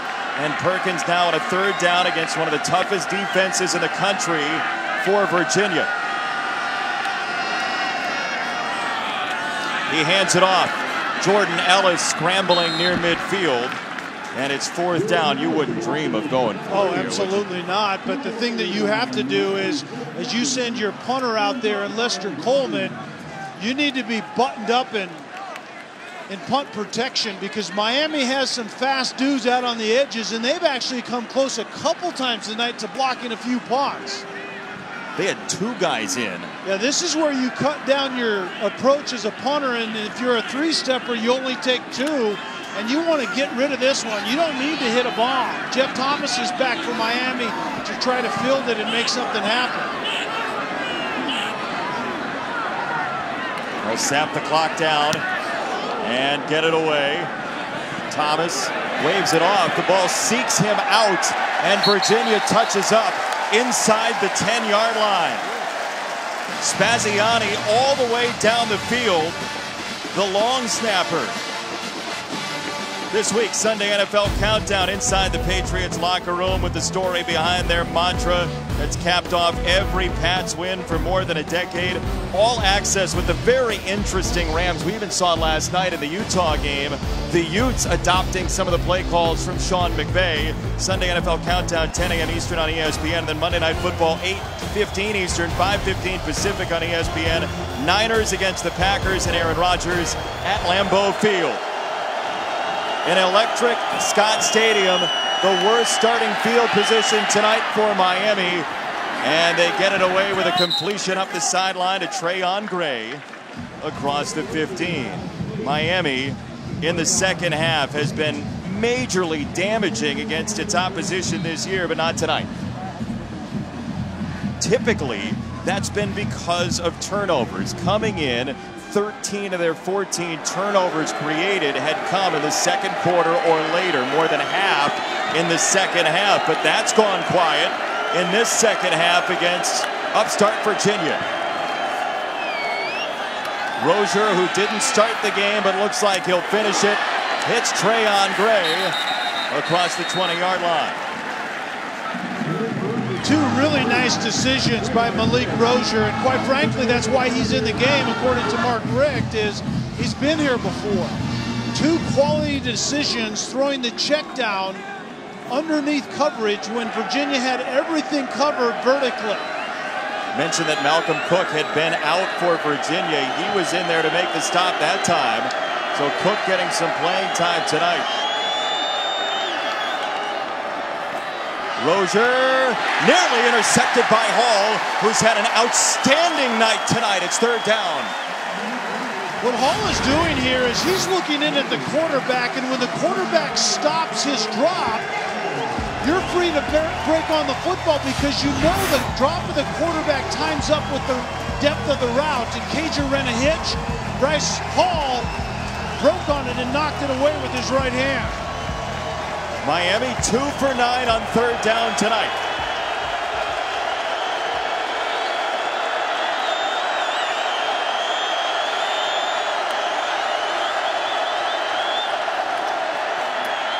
They came with a couple linebackers, and Rozier got it away for Brevin Jordan, the tight end, who's typically the X factor, but he hasn't seen very many footballs tonight. Gain of 12, first down. They came with a couple linebackers and also the safety Joey Blunt off that short corner once again. And if you're going to throw, you want to throw into that void that the blitzer creates, and that's exactly what Rozier did on that play.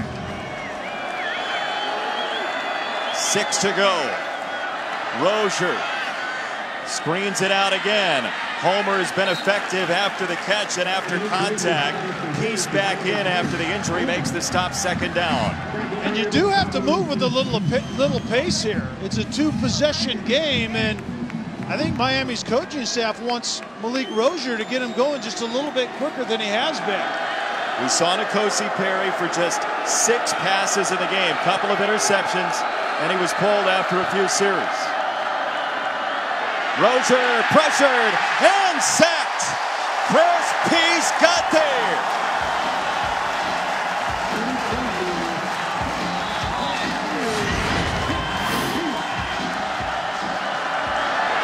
Virginia hasn't been real stout up front, but this is a great example of only bringing 4, which is kind of contrary to Virginia's makeup. Typically they overload a side, and you have to guess as a quarterback whether they're coming or not. That time it was rushing 4 and they got home. Third and long. Rozier, the senior, trying to keep it alive. Down the middle, what a ball. Through a forest of jerseys for Virginia. Cager has 17.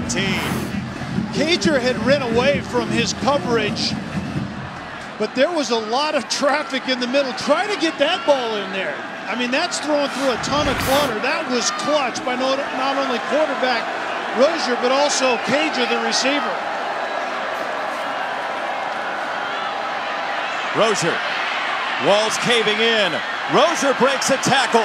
He's inside the 35, and the veteran has another Miami first down, gain of 17.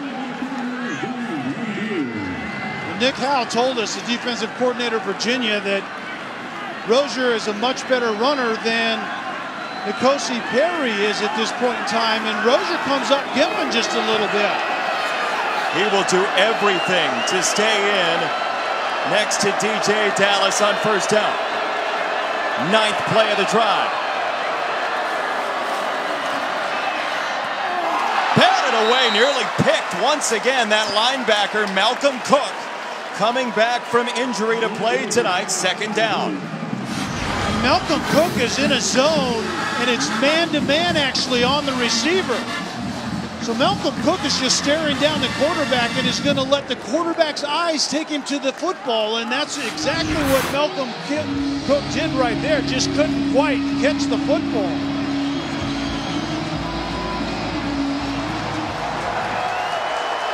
Bronco Mendenhall's lamented his lack of depth. He gets Cook back tonight in a big spot. Pocket holds up. Rozier to the outside, has the tight end. Jordan cutting inside. First down and more with a cartwheel to boot. It's the first time we've seen Brevin Jordan, and it was simply out in the flat. And I talked about this in the first half. Give your playmakers the ball short and let them get yards after the catch and turn it into a big one. Miami was just electing to go vertical, and Virginia was D'ing them up on the back end. He's a matchup disaster, but again, time ticking away, sand out of the hourglass for Miami. 2-score game. Rozier felt the pressure, finds his way outside, and scores! Touchdown, Malik Rozier!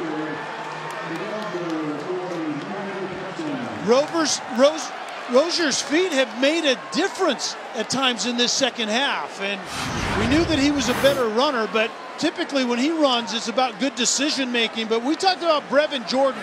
Keep an eye on 9 at the top and watch his block.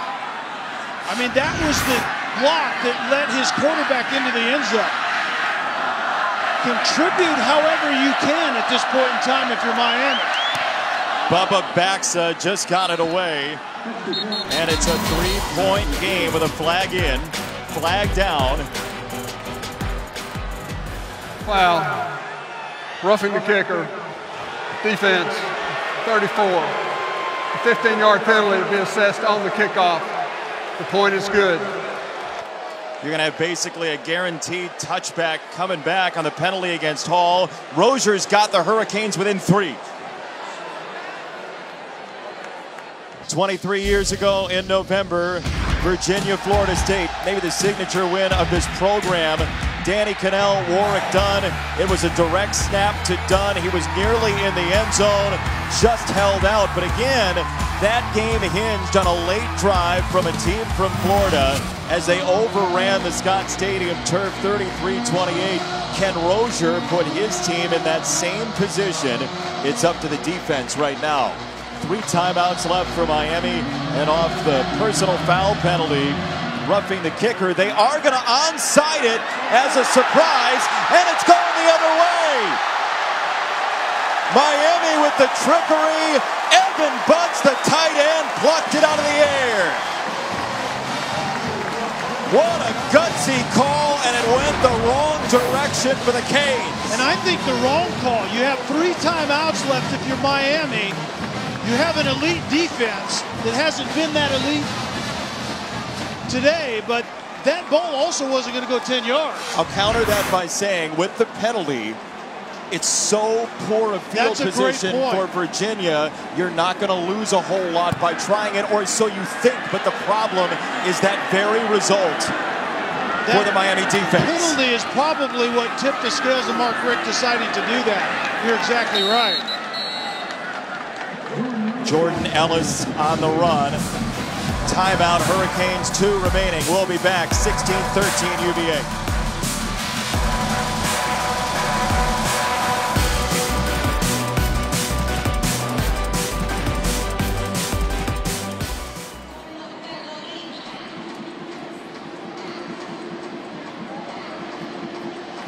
Feels like his depth is a hair, iota, slight modicum was basically his verbiage, better than last year. He felt like this was the building season. This is the year where he's trying to essentially, quote unquote, cash a check for the program. Moving forward, make a profit out of this season. Profit in terms of wins and a bowl victory.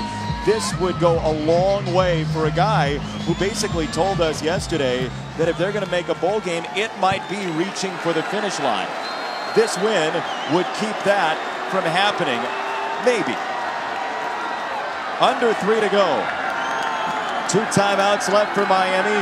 Perkins will run. The JUCO transfer up to the 20-yard line. It's a gain of 5. Timeout Miami. We are back in 30 seconds after this. 16-13 Virginia.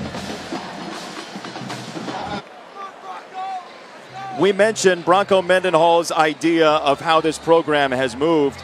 He used the term bankruptcy for year 1. Cupboard was bare. Build a business out of a parking lot, essentially. Find a structure, you got this lot, do something with it. And here, cutting a check was the verbiage he used for the progress of this program. And the bank is likely closed late on Saturday, but he'd like to take that to the teller with a victory over Miami. On a 3rd down, they likely need 2 first downs here.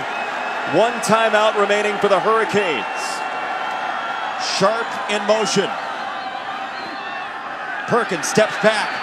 We see the athleticism, but he is stopped. So Miami with that 1 timeout remaining as, let's see, flag comes in after the play. Was it a late hit against the Hurricanes? An absolutely lethal penalty if it is. The penalty is half the distance to the goal. First down. That's likely not the game, but certainly just an absolute killer against Tito Odenibo, the redshirt senior. Number 94, just well after the play, hits an offensive lineman right in the middle of the back. It was Jake Beeler, number 77, and it's hard to really quantify the lack of discipline that you just saw in the frame right there. Just why? Wow. 2nd personal foul tonight against Miami. And now the Hurricanes with 1 timeout remaining. Some post-play activity still going on. And Jordan Ellis shoved into the end zone by Cowley, the tight end. I think that offensive line of scrimmage from Virginia was really tired of hearing about how good the defensive front was for Miami. That group up front, in Applefield 71 and Feeler 77, and across the line have played really well. Rutgers transfer Applefield, one of the seniors on this line. And tonight, we could have a fight very much like this one. A belt will be on the line. Main event bout on ESPN and ESPN Deportes. Terrence Crawford against Jose Benavides in Crawford's hometown in Middle America, Omaha, Nebraska. 10:30 Eastern, coming up 7:30 Pacific. Stream the undercards and main event live on the ESPN app starting at 7:30 Eastern, going on right now. Again, they had it out at the weigh-in. So, we've got quite the joust tonight. Virginia up 3. 2:10 to go. The Hurricanes exhausted of timeouts.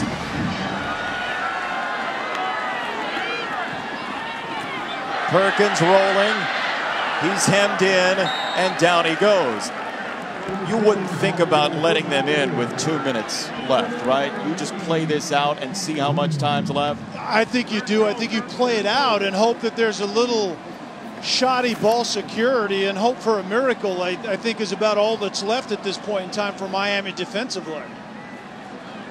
Remember, Virginia was up 14 on Miami last year, 28-14. Miami, if they get a stop here, will have time on the clock for the offense. Virginia looks like it's going to burn a timeout here. Again, though, Kel, Virginia's field goal situation has not been stable That's what I was going to this say. year. Yeah, you're running the clock down, which you should in Miami, or Virginia's then going to call a timeout. But second timeout. A field goal has been really good today with Brian Delaney being very, very solid. But it's about protecting that guy and athleticism on the Miami side. Quick check-in with Chris Cotter in the studio.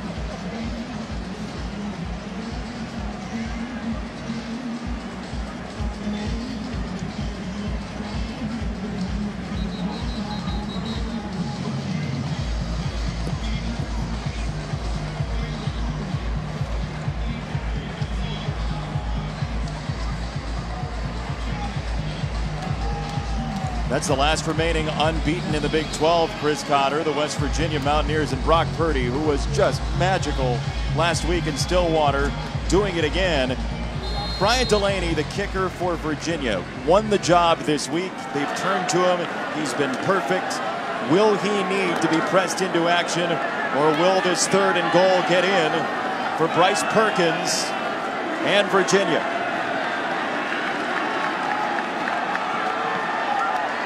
On 3rd down, Ellis tried to rip it outside, and he goes down.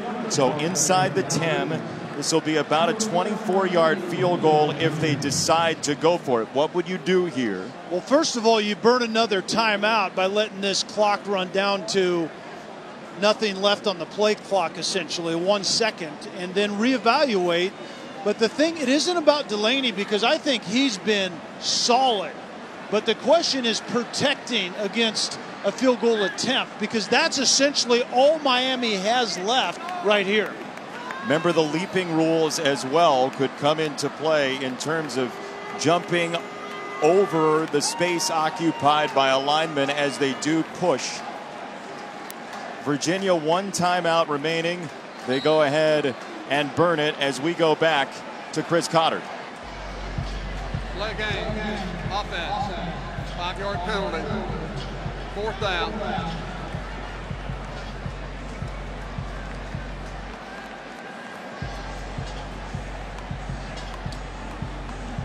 Well, Bronco Mendenhall very familiar with that area.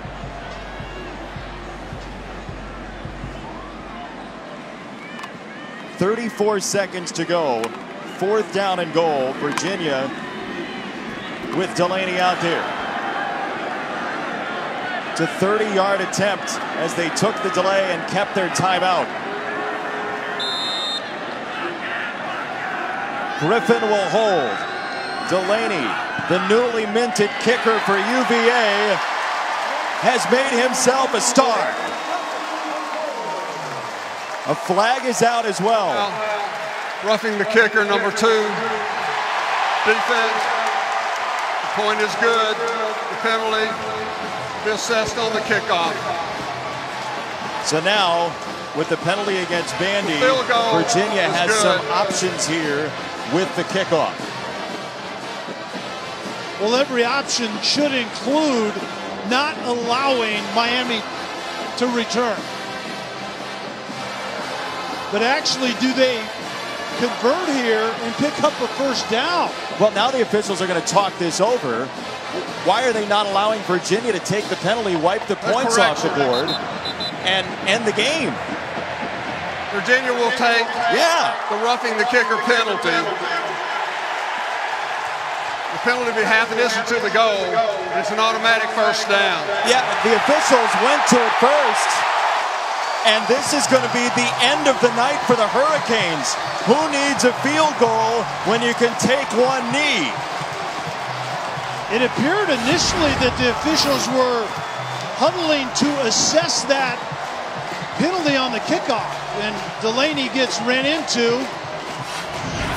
Now, absolutely, you have the right to take the penalty. In this case, it converts to a 1st down, and you kneel on one. Now, it's a different situation if it's a personal foul after the play, post down. In that case, you get roughing the kicker. this game's over. It's one kneel down for Virginia.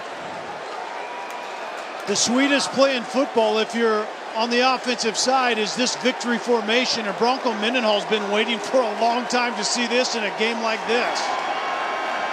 One knee, and Bryce Perkins, who last year was playing in front of 500 in Yuma, has thousands more friends, and they're going to join him on the field in Charlottesville.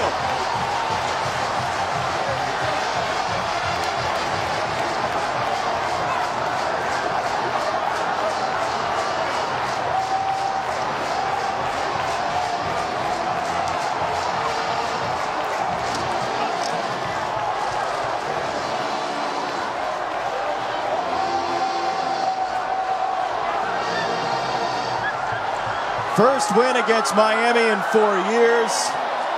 It looks like 95 here in Charlottesville. They do it against Miami this time. 16-13 your final score for Olivia and Kelly and our crew. I'm Jason. More college football is coming up next to Provo, Hawaii, and BYU.